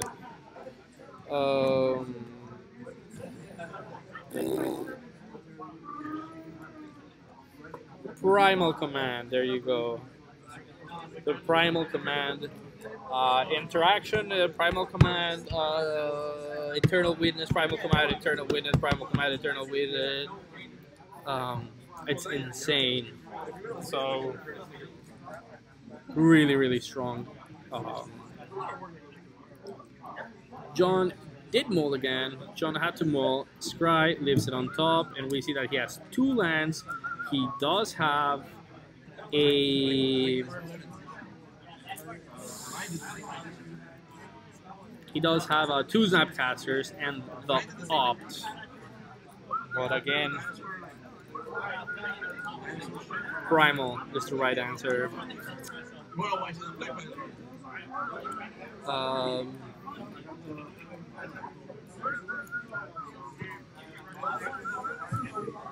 Lightning Helix gets put away. We'll be able to be casted back with a Snapcaster, but a good scry from John makes him not even pop his fetch land. And thanks to that land, guys, we're going to have a game. We're going to have a good game here. 2 fetch lands, turn 2, go down to 11. No problemo, you know? There's a big chance I saw Anders' hand, and Anders' hand has 2 Dead Shadows. Now, he knows that there's 2 Snapcasters and there's an AWP. I might slam those 2 Dead Shadows and bet, and that's exactly what he does. The Shadows are 2 2s right now. But guys, they're not gonna be 2 2s for the for more than 1 turn now. They're definitely not going to be 2 2s for much longer, seeing that he has a Thought Scour, he has a Tassiger, and he has another fetch land. He gets to pull out a fetch land, shock himself. We go down, they become 5/5s out of nowhere, take 10, and I can easily play a Tassiger or Thoughtseize myself and then Tassiger. The interaction with a Dead Shadow can be really, really, really scary. Card from the World Wake Zendikar, or I think it's World Wake also. And guys, a really, really crazy card. Nobody saw it coming, and one day somebody set up Dead Shadows. And now it's all over the place. The Timur version, the Grixis version plays the Timur Battle Rage. So suddenly you pay life, give them double strike and trample, and you find yourself dead when popping up an island. Those cards hit for 5 each. We're down to 10. We're down to 9, and now we represent lethal. Easy, simple Dead Shadow interaction. He draws. He is gonna rely on Snapcasters, Chom blocking, and Lightning Helix just to survive, guys. Just to survive. Fulminator Mage goes. Fulminator Mage would have been an amazing draw. We keep going with Thought Scours. And another Dead Shadow. Because why not?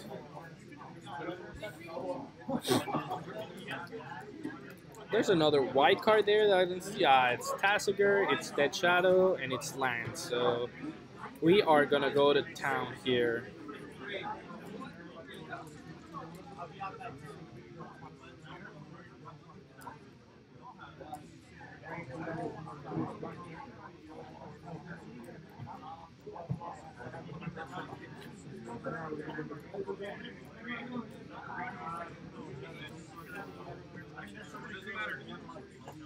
Now, that is a Steamens, guys. This guy is planning on waiting to see if damage happens. There's a cool interaction here.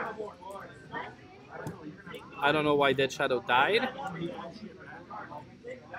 Guys, why did Dead Shadow die? Am I missing something? I don't think I am, but I don't know why that Dead Shadow died. Dead Shadow is dead. We are in 4 damage. He is going to cast the AWP that he did from Snapcaster. And he has to deal with not 1, guys, 2 Dead Shadows. And there doesn't seem to be enough draw. The Supreme Verdict doesn't seem to be in hand. And John is going to pick it up. And we got Anders as the winner of our matchup. Our control matchup of the day. Esper Deadblade on a Snap Steal. We're going to hope I get Anders.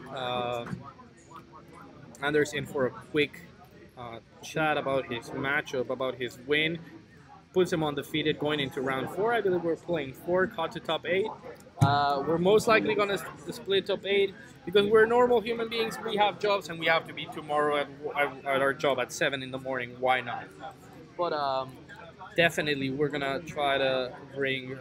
We can see a little bit of sideboards there. What the plan was: a Fulminator Mage on a against a 3-color deck, just pretty basic. Collector Brutality is just an extra Thoxys, and Liliana of the Last Hope steals games. Many GGs for Anders. Anders played the right Thoxys, took the right decision, and just went to town with a Esper Blade. Let's see if he can come in a second.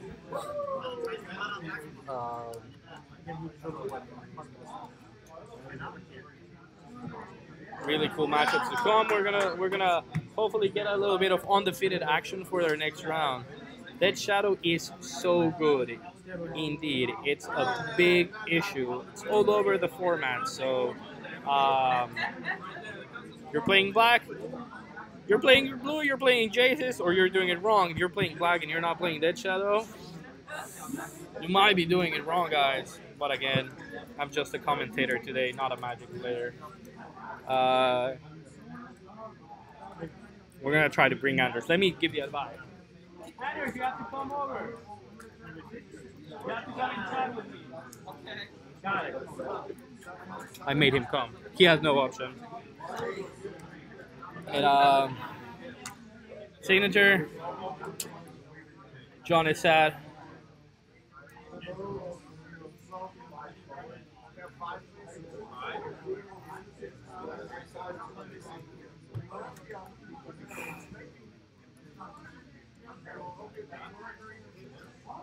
Hello, darkness, my old friend.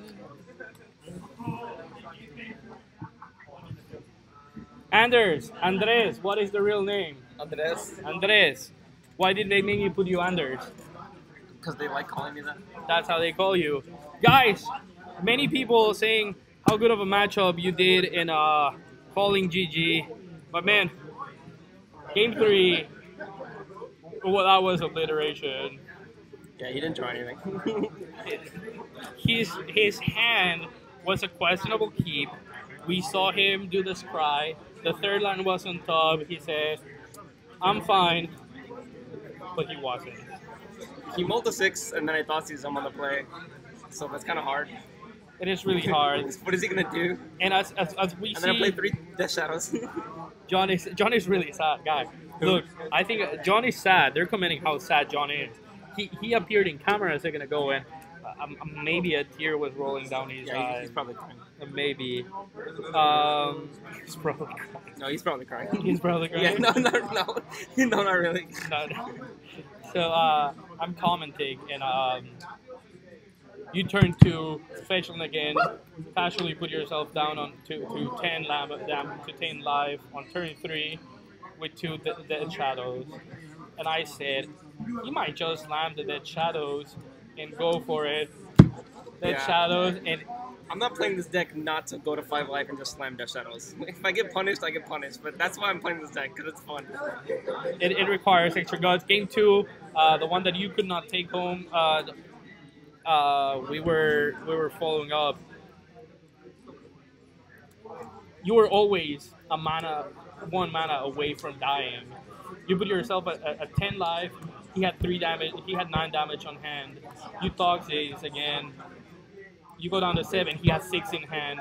Like, you were all the time probably at 1 point away from dying, and we were like, it was intense. From the camera, it looked very intense. That's where the fun in the deck is. If you're not like 2 cards away from dying, you're not playing Death Shadow. How much have you played this deck? This is like my 2nd day with the deck. And so far, enjoyable, not enjoyable, hard, not hard. It's fun. It's hard. I make a lot of mistakes, but it's fun. That's why I play it. I get better. Yeah, you do get better as you play the decks. What is your favorite interaction in that deck? What is like? I play 1 Orzhov Charm.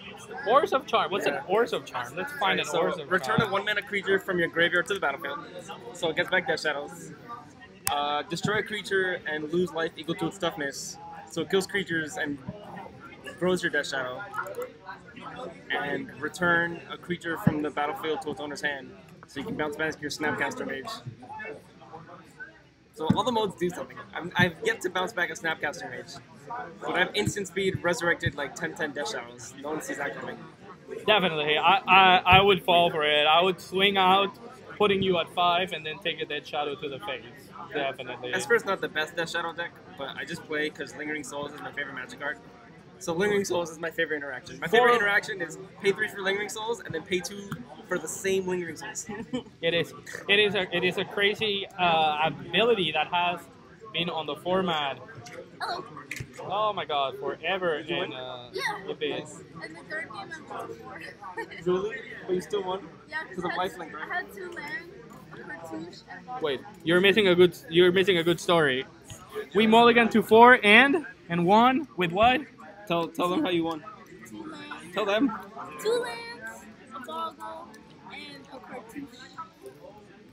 Flying cartouche. Which cartouche you play? The one that gives. It's Bogles, the white one. The white one? It's green, white Bogles, yeah. Just green white Bogles. Bogles took a game on mulligan to 4 guys. That Boggle is slippery. How slippery is the Boggle? Very slippery. In the words of Dimitri, mastermind of Boggle. Guys, we're gonna go really quick into standings for round 4. Bye, everybody. We're gonna go standings. Thanks for coming, Anders. We're gonna go standings round 4.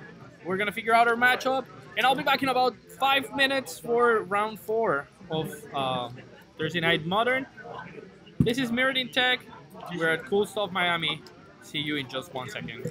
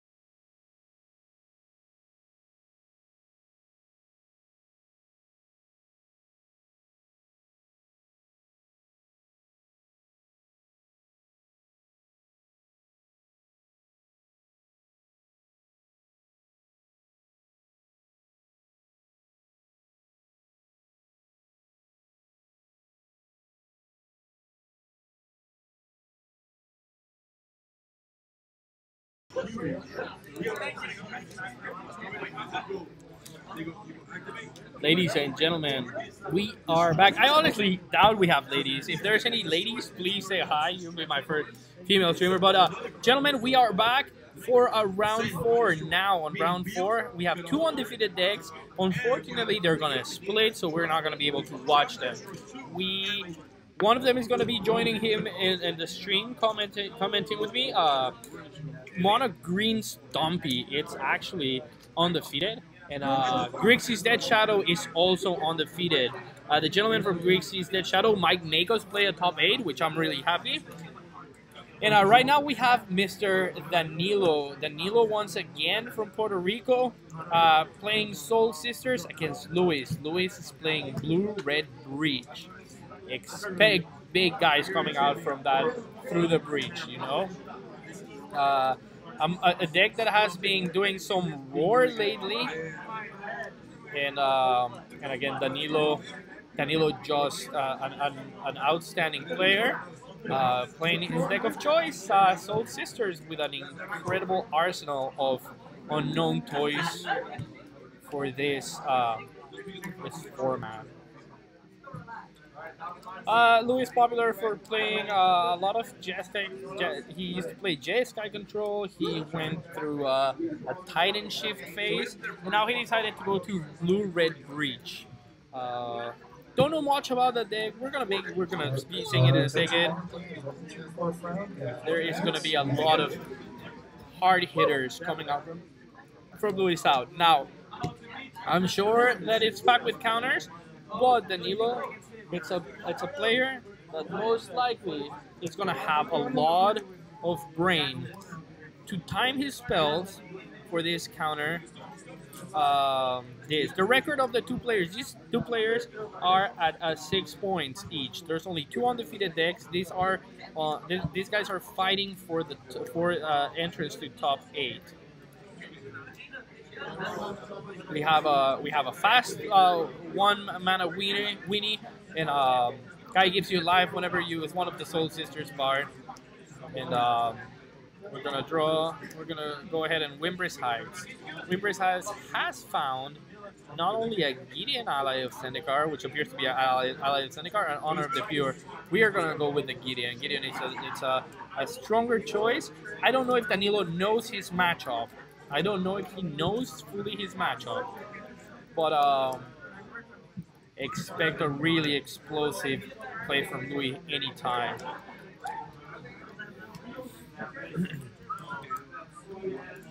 We're tapping. Normal Spectral Procession turn 3. It's a really common play. We are just concerned if we run into a counter.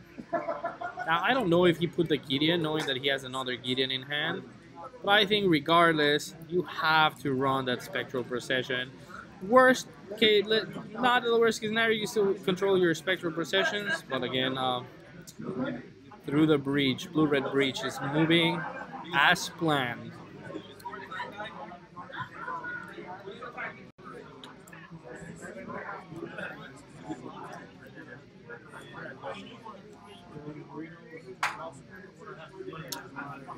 I see your ambitions. I see a Snapcaster, and I see something else. So that is called a Wimbriss Heights, guys. MTG Ahoy, that is going to be Mr. Jose. Wimbriss Heights, it's a hideaway land. There's a hideaway for every color. You look at the top X cards. I believe it's 4 cards of your library, and you get to put one on there. And each different color has a different. There it is. Every different color has a different trigger condition for that card to flip. In the case of Wimbriss Heights, if you attack with 3 or more creatures, you may flip and cast the spell without paying its mana cost. We are at 4 mana, and we are in Through the Breach territory. Cannot see the hand, but expect a through the breach. Let's see. We're gonna swing out right now. We play our 5th land and expect to swing, guys.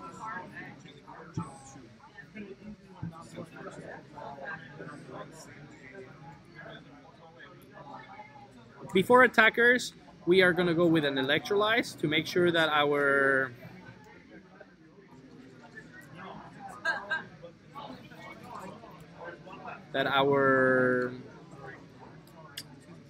Wimber's Heights doesn't trigger.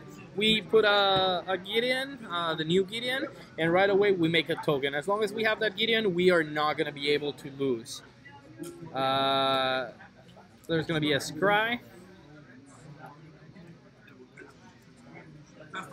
They did. They were reprinted on Commanders, and now we have a Through the Breach, guys.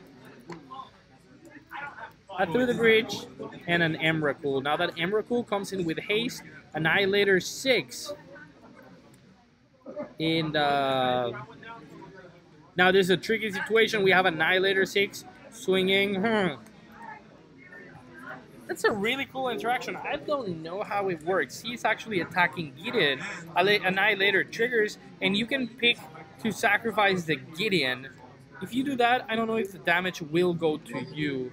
That is a really bizarre interaction that I'm gonna make sure that But this guy is gonna tell us a little bit more about it. He had to empty the tank. Now you know more about this than me. We have a blue-red breach, and now Emrakul is shuffling. Everything is going downhill. Like the world is gonna end soon. You know. Do you know how the deck works? I do. Now there's a question I just wanted to see. Sure. And the life total has responded to me. Luis was forced to swing into Gideon, the new Gideon one. of the Trials. Gideon of the Trials. And he sacrificed the Gideon to the Annihilator trigger.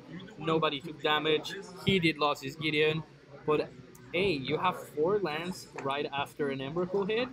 You're in a pretty good spot. Yeah. You don't get to survive an Emrakul. No, the Sisters here. deck stabilizes because they go so wide against an Emrakul.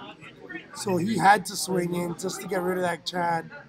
There's a Chad emblem out, right? There's a Gideon emblem. There's a Gideon emblem. That is clearly a Gideon emblem. Okay. That is clearly a vampire. Vampire one.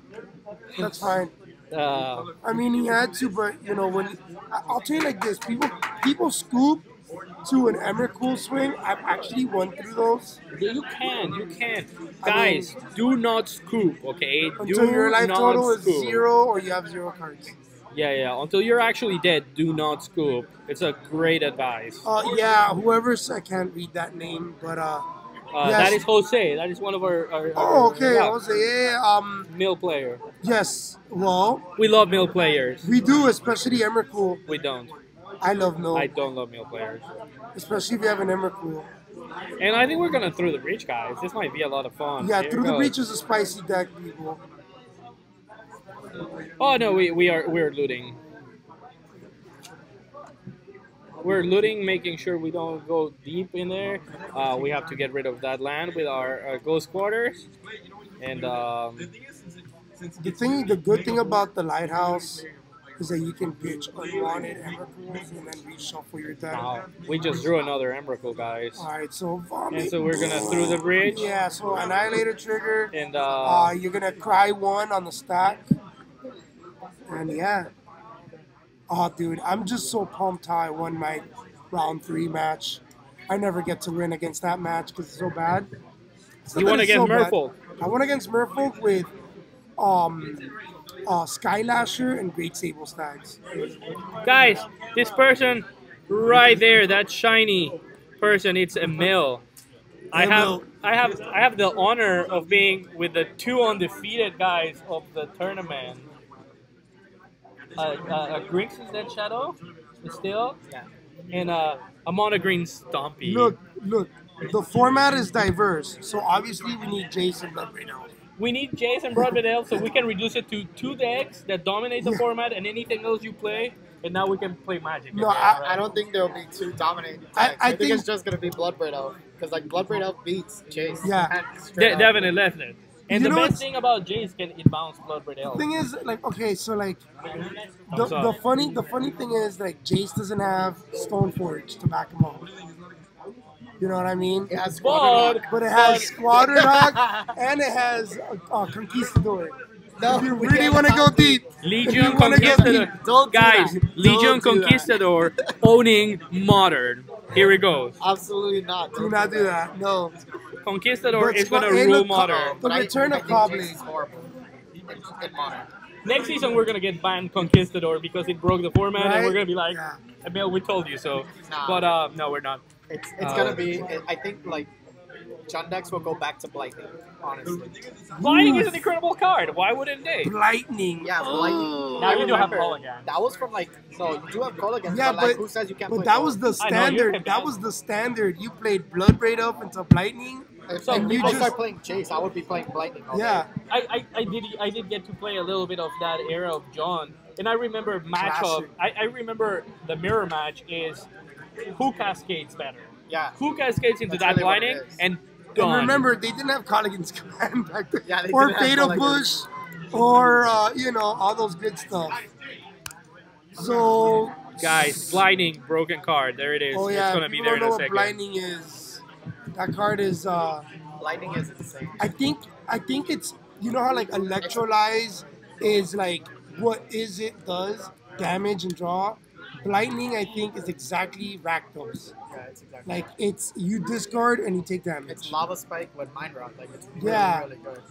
Wait, The fact that it yeah. can get redirected, Yep. like And if it you is- kill your opponent's Chase and then make them discard 2 cards. That's broken. Yeah, yeah. And Like, the they fa- chased and Brainstorm. Oh, and the even best worse. thing is that lightning comes for free from that Bloodbraid Elf. Yes, that it does. Hatred Bloodbraid Elf. And then he gets to swing for another 3. Leaving? You It's want to play? insane. It has haste. How about this one? How nothing. about this one? Let's get mad Start at it. buying all your foil Lightnings now. Oh yeah, buy all the foil break your Lightnings. piggy bank.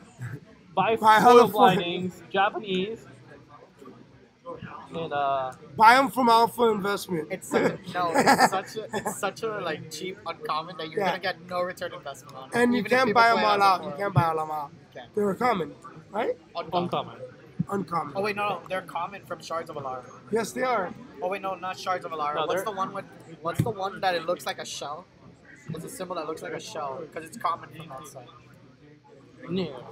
Yeah, it's a common. Wait, didn't it come common in a pre-con? Is that what it is? I think it's a pre-con. We got the magic. It is here. Yeah. It is Need here. someone Magical tell power me of the that internet. Lightning is Pauper Legal. No, it is proper legal. So as we, as we completely forget that we're watching a match and Well, they're in sideboard. Oh no, he blinding. wins We're gonna he everybody wins play Brisk blinding. Buy your blinding. So You'll Windbrisk need them. Heights, we didn't see what it was. That's a Ghost Quarter. Thalia. Thalia. So what's this matchup? It's Blue-Red Breach against Soul Sisters. Okay, so clearly Blue-Red Breach has a disadvantage in this matchup. Yes. According to game 1, Well, the thing is that he had to swing in Emmerich Who won game twice. Breach did. Breached it? but Emmerich it wasn't- had to swing in twice just to for it kill to because be- of all the tokens. Okay, but the Hey, thing is that the way the matchup interacts is that like On it, who is won that game it one? doesn't interact honestly because Blue-Red Breach is gonna rely heavily on its sideboard. It's got like maybe Pyroclasm, Kozilek's Return, Exactly. Did you mark it? Did you more mark it? removal, Electrolyze, and things like that. It's gonna lean heavily on its sideboard. However, Soul Sisters really likes matchups that are light on removal, and his sideboard is probably just like filled with just like pure removal spells to give him a lot more card advantage. So he might be leaning heavily on those cards. Now, the thing about Soul Sisters, yeah, sure. The thing about Soul Sisters is that it barely has like, let's see, it has a lot how of do you spell good through the spells. breach? Through the Breach is Type it. I don't know how to spell, guys. I'm from Mexico. What are you? through the Breach.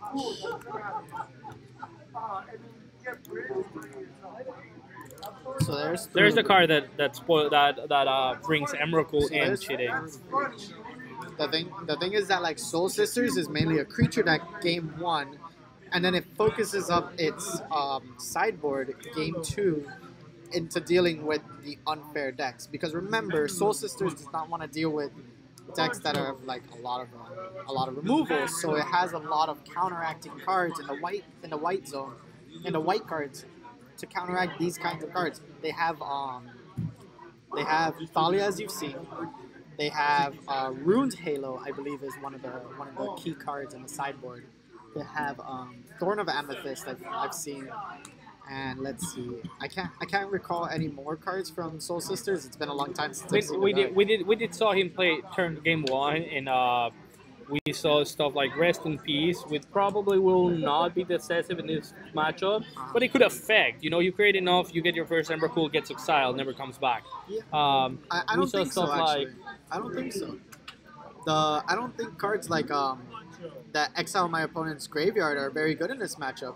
Because remember, let's look at a namesake of the deck. It's Blue-Red Breach. And you do have Snapcasters, and there's a Snapcaster doing his bad doings. I mean, yeah, the Rest in Peace blanks 4 cards in my opponent's deck, but like, remember, he is Blue-Red Breach. He cares about his hand, not his graveyard. His win condition comes from his hand, so I don't think Rest in Peace will do exactly what you need to do. It's very good turn 2, but I think beyond that, it's gonna be a hard game to fight if Lewis draws his very good sideboard cards. Now here he's I think he just hurt us because he just like he's like, I'm gonna prove you wrong, Amel. I have these lightning bolts and I am gonna win this matchup just on removal itself. If you guys at home want to beat Soul Sisters, you board in all your removal and you just say, hey, I'm just gonna destroy you with all my removal spells, as long as they gain advantage through card presence. And if you're able to get rid of that, you will win. So, yeah, that hit is not only shiny, it's smart, guys. I mean, also, like, look at this. Just to prove to you what I said was true, you see the spell Sky in play. Danilo knows what his deck is weak against. It's weak against the removal spells. So being able to point your opponent's removal spells to this invalid target that doesn't help his strategy entirely, that isn't crucial to his strategy, really helps out the deck. It's just key cards that you need to focus on, like the Martyr of Sands, the Sarah Ascendant that becomes a gigantic 6/6 flyer life. 6/6 flying life. It's a yeah, 1/1. you can't beat that card when you're at 30 life. No. You can't beat that. So it's like, look at this. Like, he has 2 Sarah. What was the condition? There's a combo that Soul Sister gains infinite life still, right? I don't know. There used to be I mean, if we see it, how are we gonna change that life total? Just start pressing the whole time. Technically, by dealing infinite damage, Emrakul will cycle itself, and at the end of the day, you're going to deal infinite damage. I mean, I guess so. I don't know. Annihilator 6 against Infinite Life. Who wins? Infinite Life. Infinite Life, of course. Time. The clock. The clock wins, guys. The clock is just like pass, and then like if they go into time, like how much time is left on the clock? We have 33 minutes. Do you think he'll lose in 33 minutes? I think so. Well, let's see. This Ranger of Eos is at least getting Danilo back into the game with 2 Sarah Ascendants in hand. Ranger of Eos, incredible card. Did they used to see a Ranger of Eos was played in Kidkin? Am I wrong? It was Cloud Go Ranger. It was Cloud Go Ranger. But here we have Madcap Experiment. He's gonna reveal cards off the top of his deck, and we know what it is. Wait, what? Platinum Empyrean. Oh, yeah, that's right. There you go. He brings that into play, and because it's already in play before the Madcap Experiment could check how many cards and how much damage he's going to take, he's not going to change his life total at all. I think that's what Platinum Empyrean says. That is. Your life total can't change. Life totals cannot change. Yeah, so that's just a direct 1-card combo, as long as you build your deck correctly. There's only one artifact. And Madcap Experiment is going to put it into play. That's going to be the Platinum Empyrean. Yes. So now we have a guy that cannot change your life. You have to deal with a big 8/8, I believe. It's gigantic. Yeah, it's 8/8. It's 8/8. I remember drafting that card in Scars of Mirrodin. Scars came in. Yeah, it was insane in Mirrodin draft. Only that draft format was really fast, but you know, sometimes you just get there to 8 mana with what was it? It Oh was my like God. it was a ramper. And when it comes to the decisions, he just decided to pad his own Serra Ascendant to get a land because he was struggling in lands. And oh my God, I wish I had that pad in hand right now. I think this Martyr of Sands is actually gonna win Danilo the game. Call me crazy. Oh, never mind. We got it through the breach. So he doesn't care. He just says, "Here's my Annihilator trigger. Annihilator 6. Sacrifice 6 permanents." And because, like I said earlier, Soul Sisters cares about very critical cards in the game and on a mass amount of cards, this Annihilator 6 is gonna end the game, as we see here, and Lewis takes the match. Blue-White Breach, a very decisive. There you go. Deck. A decisive victory over Soul Sisters. Lewis wins with Blue-Red Breach. Let's see. What is chat? What are you saying now? Let's see. No, these are facts thrown. Infinite life is not possible.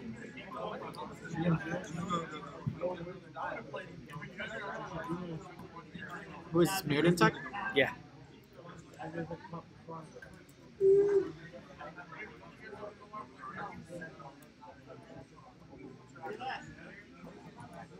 An infinite power creature will not kill you.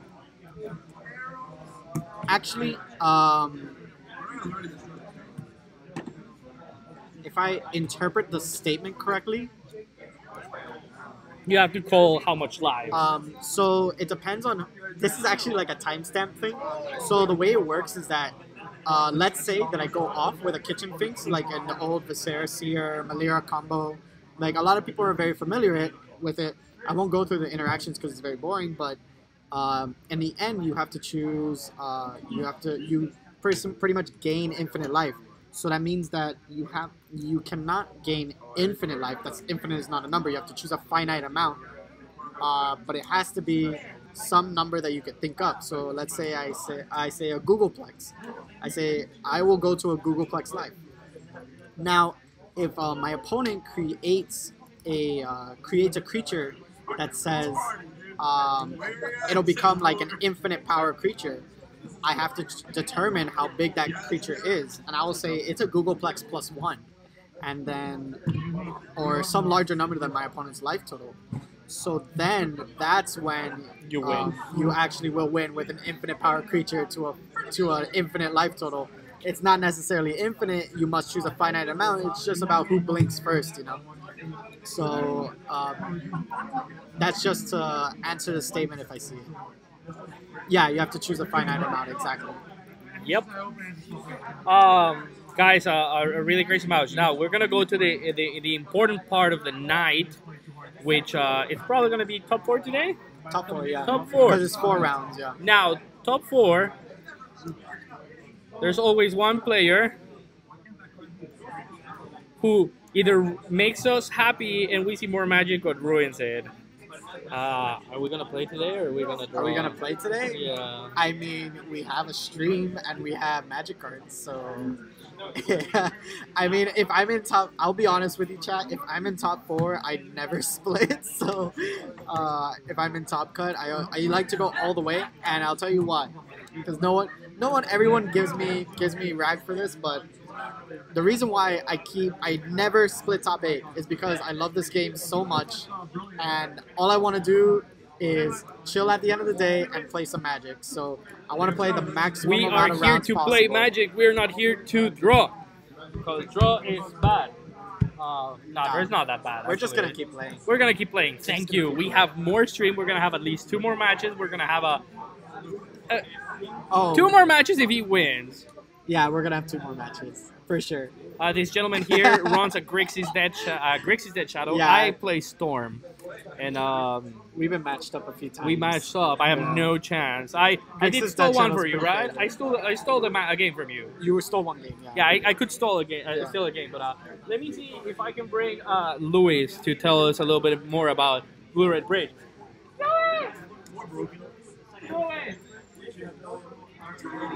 Luis.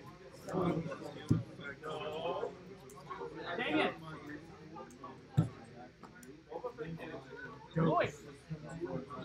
Oh yeah, I see what you're talking about with this with this property of infinity. But we're Infinite playing life. If it were true that we would have an infinite life and an infinite power creature, you wouldn't die. Yeah, for sure. I believe that is, if I can remember back to, I think it was calculus that I remember. My friend, sit in my lab. All right, No, so please don't. I'm gonna leave, guys. All right, we're gonna leave. Emil is gonna leave us, and we're gonna have Mr. Lewis on a really unfair deck. Come on, get closer, get closer, get closer. So, things that you need to know about Mr. Lewis: he likes really unfair decks. He plays really weird stuff like Titan Shift, I kill you. Now he plays Emrakul, I kill you. Tell us about Blue-Red Bridge. It's a new deck coming around the corner. I wanted to troll people in the sense that, like, okay, the control matchup is fine. It's a mirror. Like, I'll just be like, through the breach, Emrakul. Here comes Storm. I slaughtered you. Here comes Storm. Remand. Like, yeah. It plays like Storm at first, and then, aggressive matchup. Let's put in Madcap Experiment in the sideboard, Platinum Imperion, and then people are like, we don't expect artifacts, so they don't have artifact removal when they put it in, and they're like, oh. Definitely. Which it was a good troll. It was a really good troll in this. We see you troll. And then Emrakul, it's just overwhelming. And yeah, it's one of my favorite cards in all of Modern or Magic in general. Completely not fair card. We were surprised that actually Soul Sisters, man, it's up there, and it is. It seemed okay after an Emrakul switch on game. I use it as a form of removal. That's all I did with it. Emrakul served its purpose, and then I just had more hand advantage. It could have been dangerous if you played the land Ranger Vios, or I didn't know if he was on Martyr, I don't know if he was on Pure Sisters, I don't know the amount of sisters he was running, he had the Windswept, the Flagstones. It seemed very stock, because I used to be a Soul Sister player when I was budget, and I was like, you know what, let me just like never play that deck again. And they also run the One of Caverns sometimes for human. I don't think, the deck is very strong. I'm not going to not encourage people to pick it up because it's actually a very, very good deck. The problem that with it, in my opinion, is that it loses so hard to decks that can give it constant removal. And that's why, like, I think going on to the future, it can beat Chase, but it can't beat a Fat Emrakul, for example, or Escape Shift, or etc. It is an interesting thing that when you mentioned that we saw Mr. Danilo, who's an incredible player once again. He is. He had every answer to your spells one turn late. The turn that he needed, the turn that you Pyroclasm, the next turn it was the Honor of the Pure away from the Pyroclasm. The turn that... Or what was it? Anger of the Gods. Anger of the Gods. So the turn that you Anger of the Gods, the next turn it comes the Honor of the Pure who tries to get out of range. That was match 1, match 2 though. That was match 2, yeah. Yeah, match 2. So he bored in the answers, what I mean, you know? And when he goes for the spells guide, the lightning bolt comes in response. So it didn't align for him. Yeah, the spells guide didn't do anything besides stop my Snapcashers from swinging because it was a 1/5. So I was like, oh. Modern players. A 1/5. 4 rounds. Nah, but a really bad matchup and a really good performance, man. I mean, you're 3-1. 3-1, yeah. And that should be the next. They're gonna call your name. Yeah, Louis. Louis makes it into top 4. We might see him play again. Hopefully, because I need a Jace the Mind Sculptor. I'm not splitting. We need a Jace the Mind Sculptor. Is there a Jace for the winner of tonight? No, but I'm saving up store credit. We're saving store credit for Jace the Mind Sculptor. Garbage card, don't worry. Get your... We talked with Emil. We are going to be getting everybody Blood Red Elf, and Blighting is making an appearance back. What do you think about that prediction? Discard 2, take 3 damage. I'm going to get hurt because I'm going to be on the Jace plan with Blue-White Control. Yeah, your Jace is going to be gone, but that guy is Blighting. Kill your Jace, discard 2, take 3. Yeah, and it's then a strong card, man. It is, but that's why I'm running. I'm playing just a stock Blue-White Control. I feel like it's going to be the new Lantern, in the sense that's like, okay, Lantern got How much is the store credit? Emil! Guys, they're debating if we're going to play or split. Depends on the store credit, honestly. Play it, guys. Play it. We're in the stream. I'll play for stream regardless. We're streaming all the event, guys. We're going to do this. And first place? What's first place? We're doing nonsense debate, guys. I'll split, but can we play for stream? For the fans. For the pin. Yeah, for the fans, exactly. Alright, we're splitting. We're not gonna split. Emil's gonna say play. Yeah, most likely.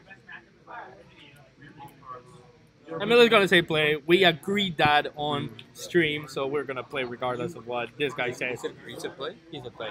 Oh, we're getting trolled then. You guys know Emil. You guys know Emil. Yeah. Emil will always play. You said everybody said split, so maybe Emil's like having a change of heart, or... That little kid. Alright, Louis, good luck, man, on your next round.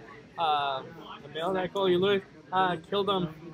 Keep Ember cooling people. I will. Well, oh, thank you. Oh, show the prize. Guys, I don't know if we can.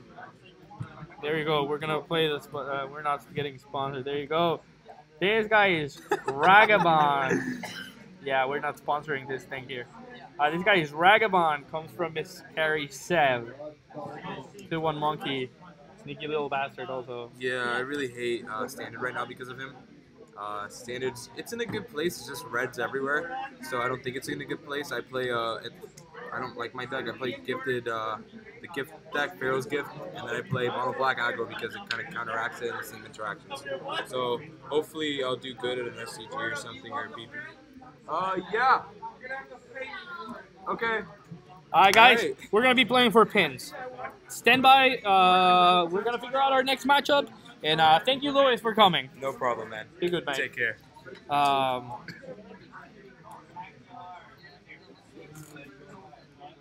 Yo, Mirrodin Tech, you cannot do this to us, man. Louis just broke up with a girlfriend not too long ago. You cannot say that on chat. The guy has been heartbroken forever. You cannot give a shout out to the girlfriend if you don't have one. Uncomfortable. I was actually covering your comment with a Ragabond. That's why I grabbed the Ragabond and I put it in front of the. We're gonna play for the pin. It's gonna be me and Dorda. Covering the comment. So I'm grabbing the Ragabond for the token, and like this is Ragabond, and I'm just covering the chat because somebody said, "Hey, Louis, it's the day after Valentine's. Shout out to your girlfriend." Mirrodin Tech said that. And I had the token, I'm covering the chat, like, this is Ragabang. No bueno. Guys, Emil!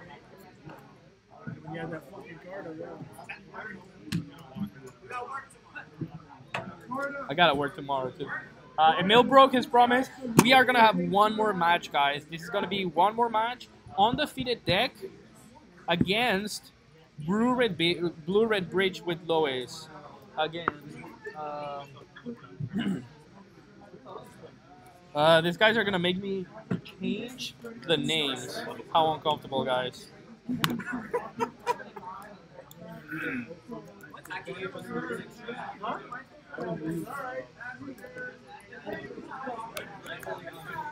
Oh.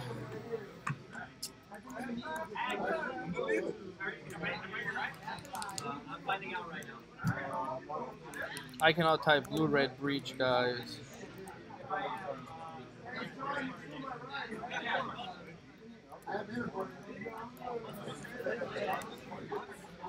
So we're gonna have Louis.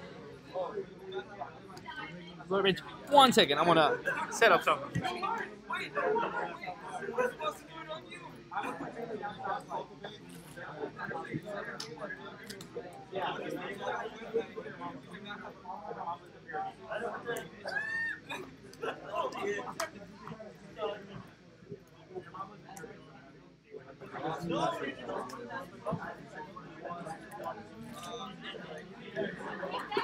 Hey guys, I'm back. Sorry.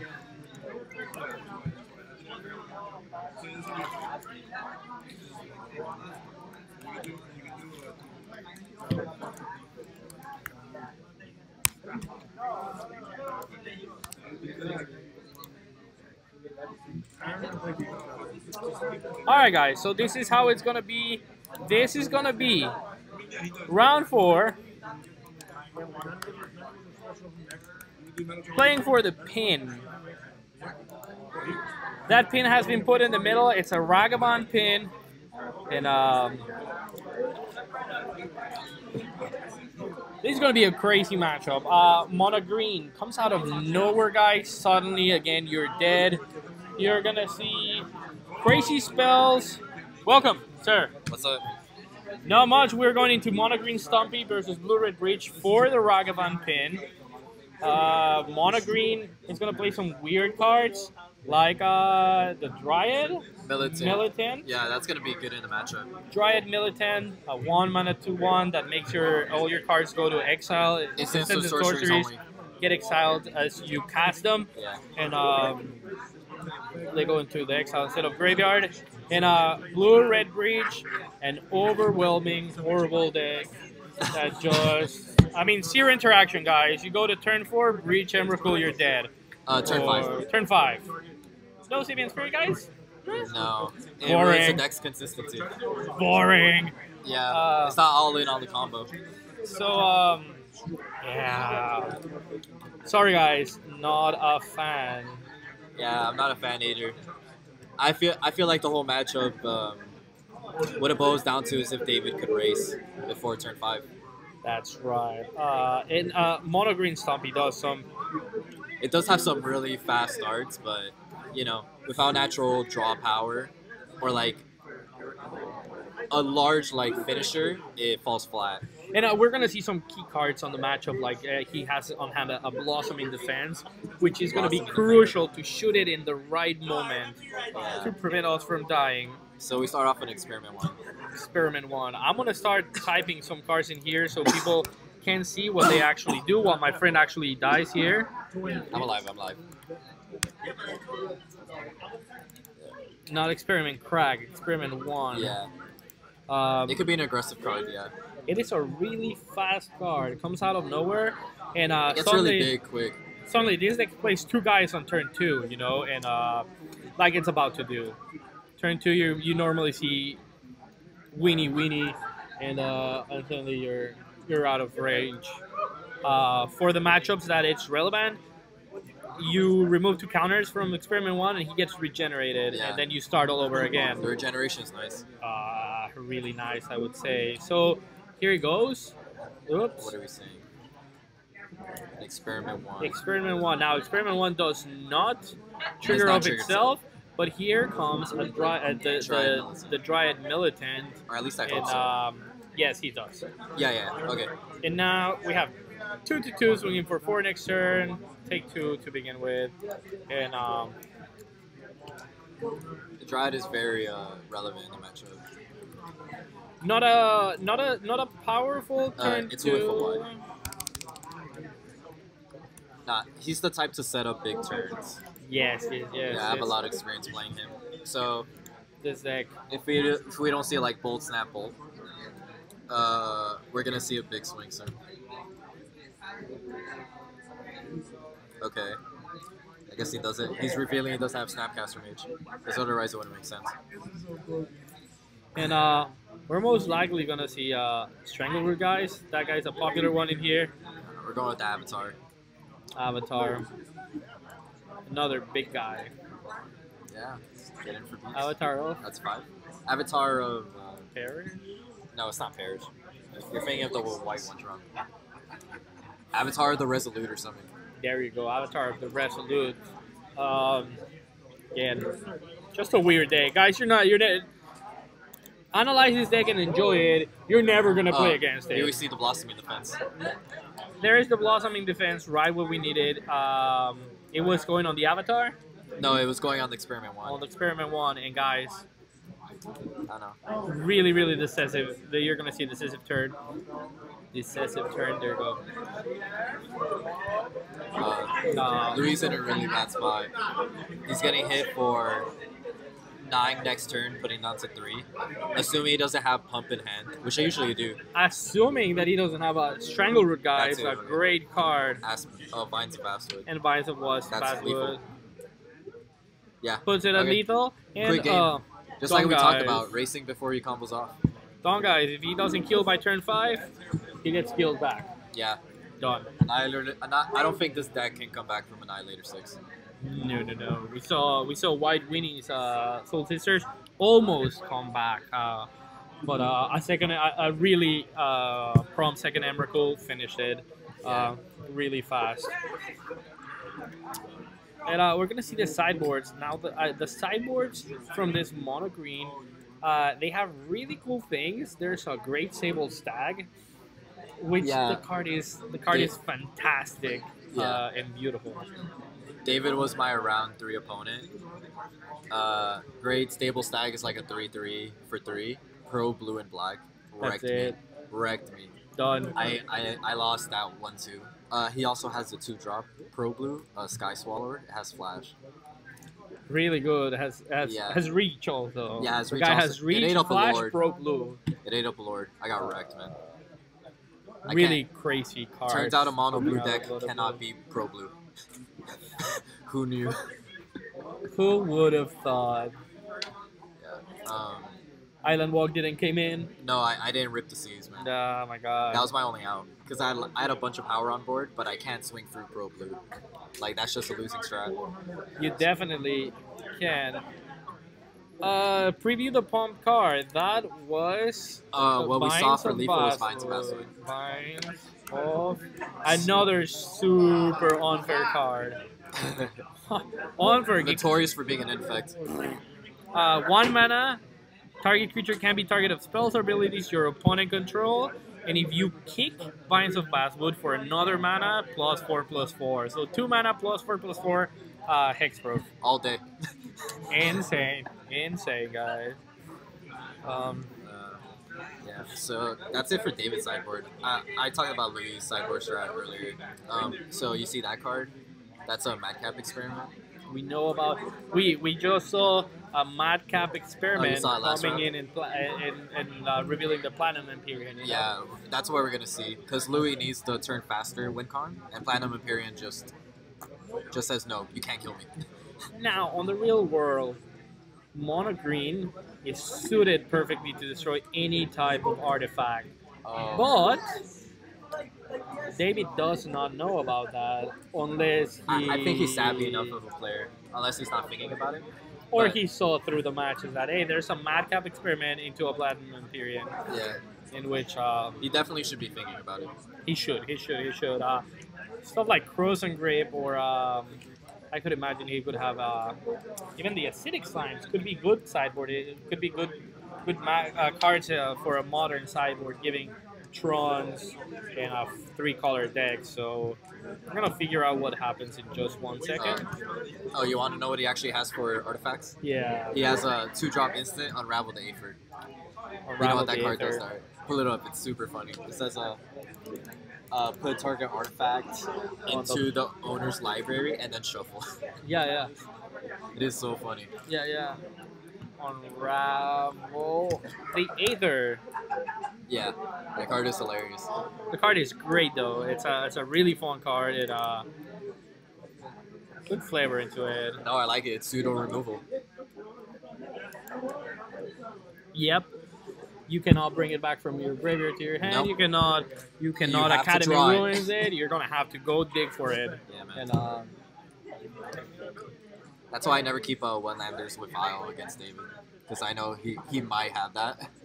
And if he makes me shuffle my Vial, I'm kind of... now David is not gonna. It's gonna be on the draw, not on the play. But that gives him an extra card, which can give him an extra aggressive start. So we see Fetch Land. I saw Militant. We saw a Militant. I saw the Heroic Intervention. I saw the Heroic Intervention. That's going to be relevant. And then Luis is going on a mulligan, which hurts so much this type of decks. This type of decks do not like mulligan. I don't like mulligans. I play blue-red, and heck, if I'm on the time I decide, okay, on the play,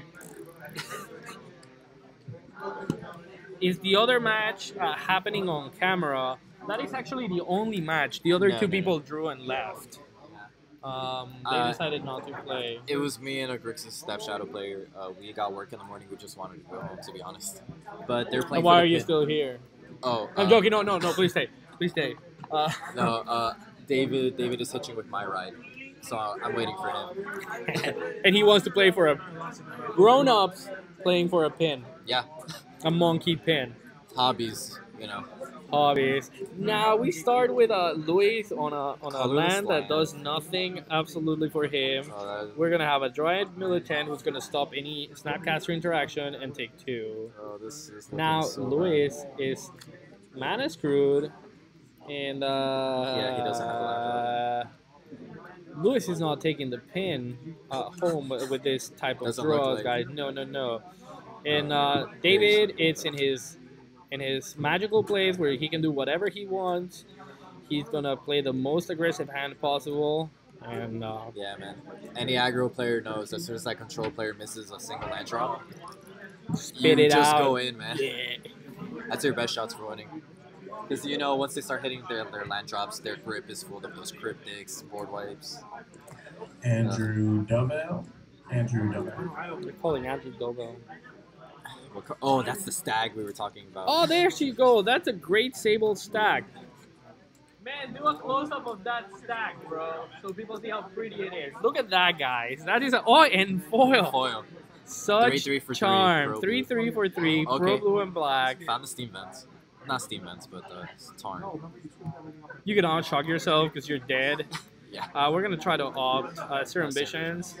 I don't know what he's hoping to find. Oh. No. Oh, that's a madcap. Yeah, it's a madcap, but he's behind on land drops. He didn't do the land. Ooh, it was the madcap and the platinum Imperial in the same scry. Oh, really? Yeah, that's cute. That's adorable. Oh, he does have a breach. He's gonna be so dead before he casts anything.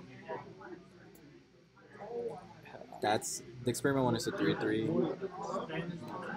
That's a power on board, plus whatever pumps. Oh, he has a Strangle in hand. Strangle, guys. This is David's game. Like, it's written in the walls.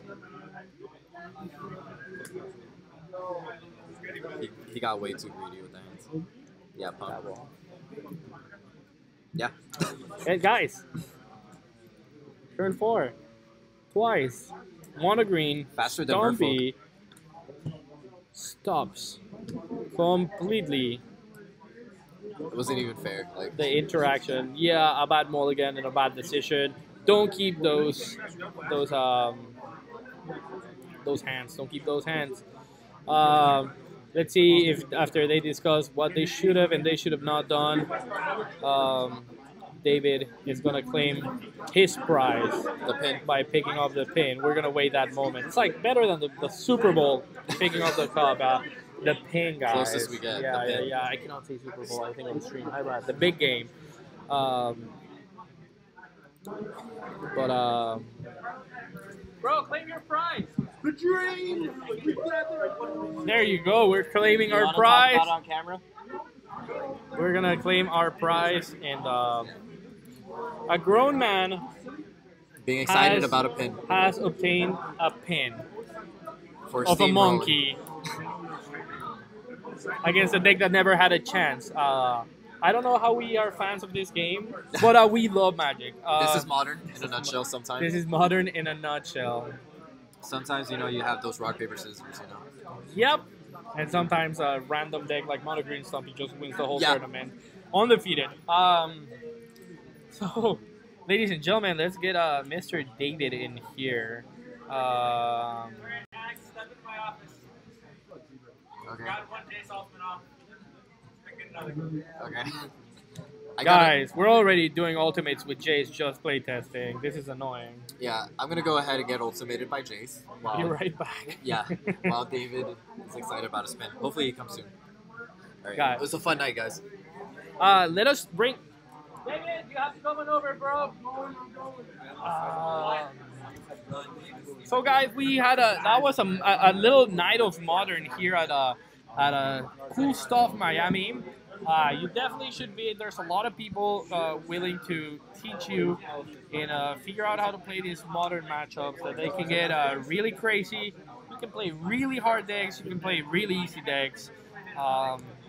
Really, really good community. We support in other formats like EDH. We have all our Friday Night Magic standard tournaments that hopefully we'll be streaming soon. But other than that, guys, David is on his way here, victorious with his pin. he likes pins.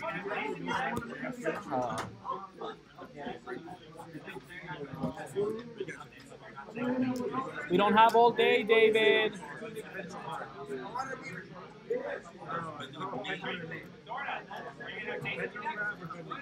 We're gonna move this out. Alright, a quick All right, little... champ, Yay. come on over. I literally just played for Anders to get the pin because he really wants it. Oh my God! So why even bother? I would say. For Why what? even bother? For what?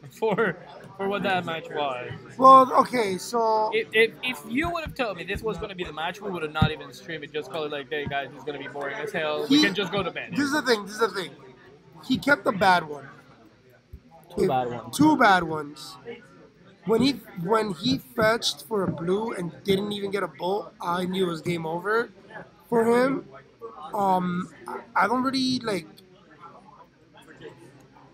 have too much against Emrakul outside of like playing cages. So I have the cages just for like certain decks, like Coco blows me out sometimes and things like that.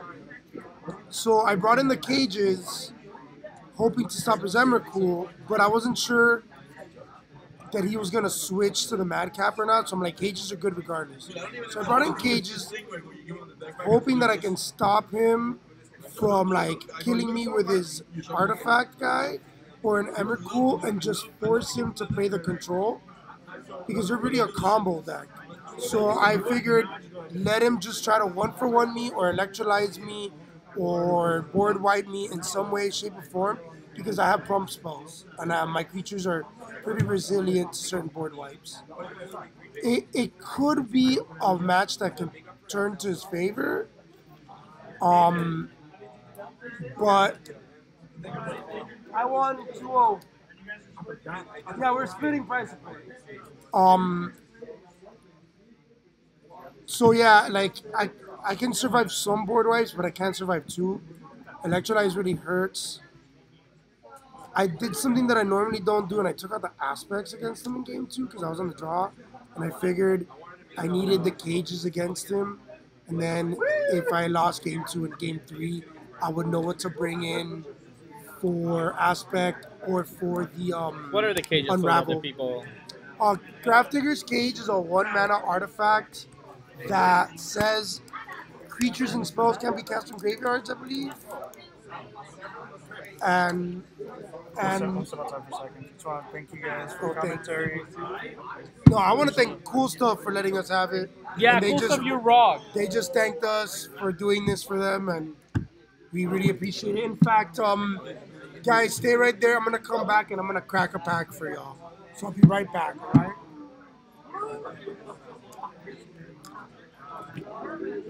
So yeah, guys, that mono green deck looks under the radar really strong. We're gonna start disabilitating our camera, so you're gonna see a lot of shake, and that's some keys and man parts and more man parts and close up to more man parts. There you go. Thank you. The green deck is really under the radar strong. There's a couple of techniques that you can approach with with the mono green deck.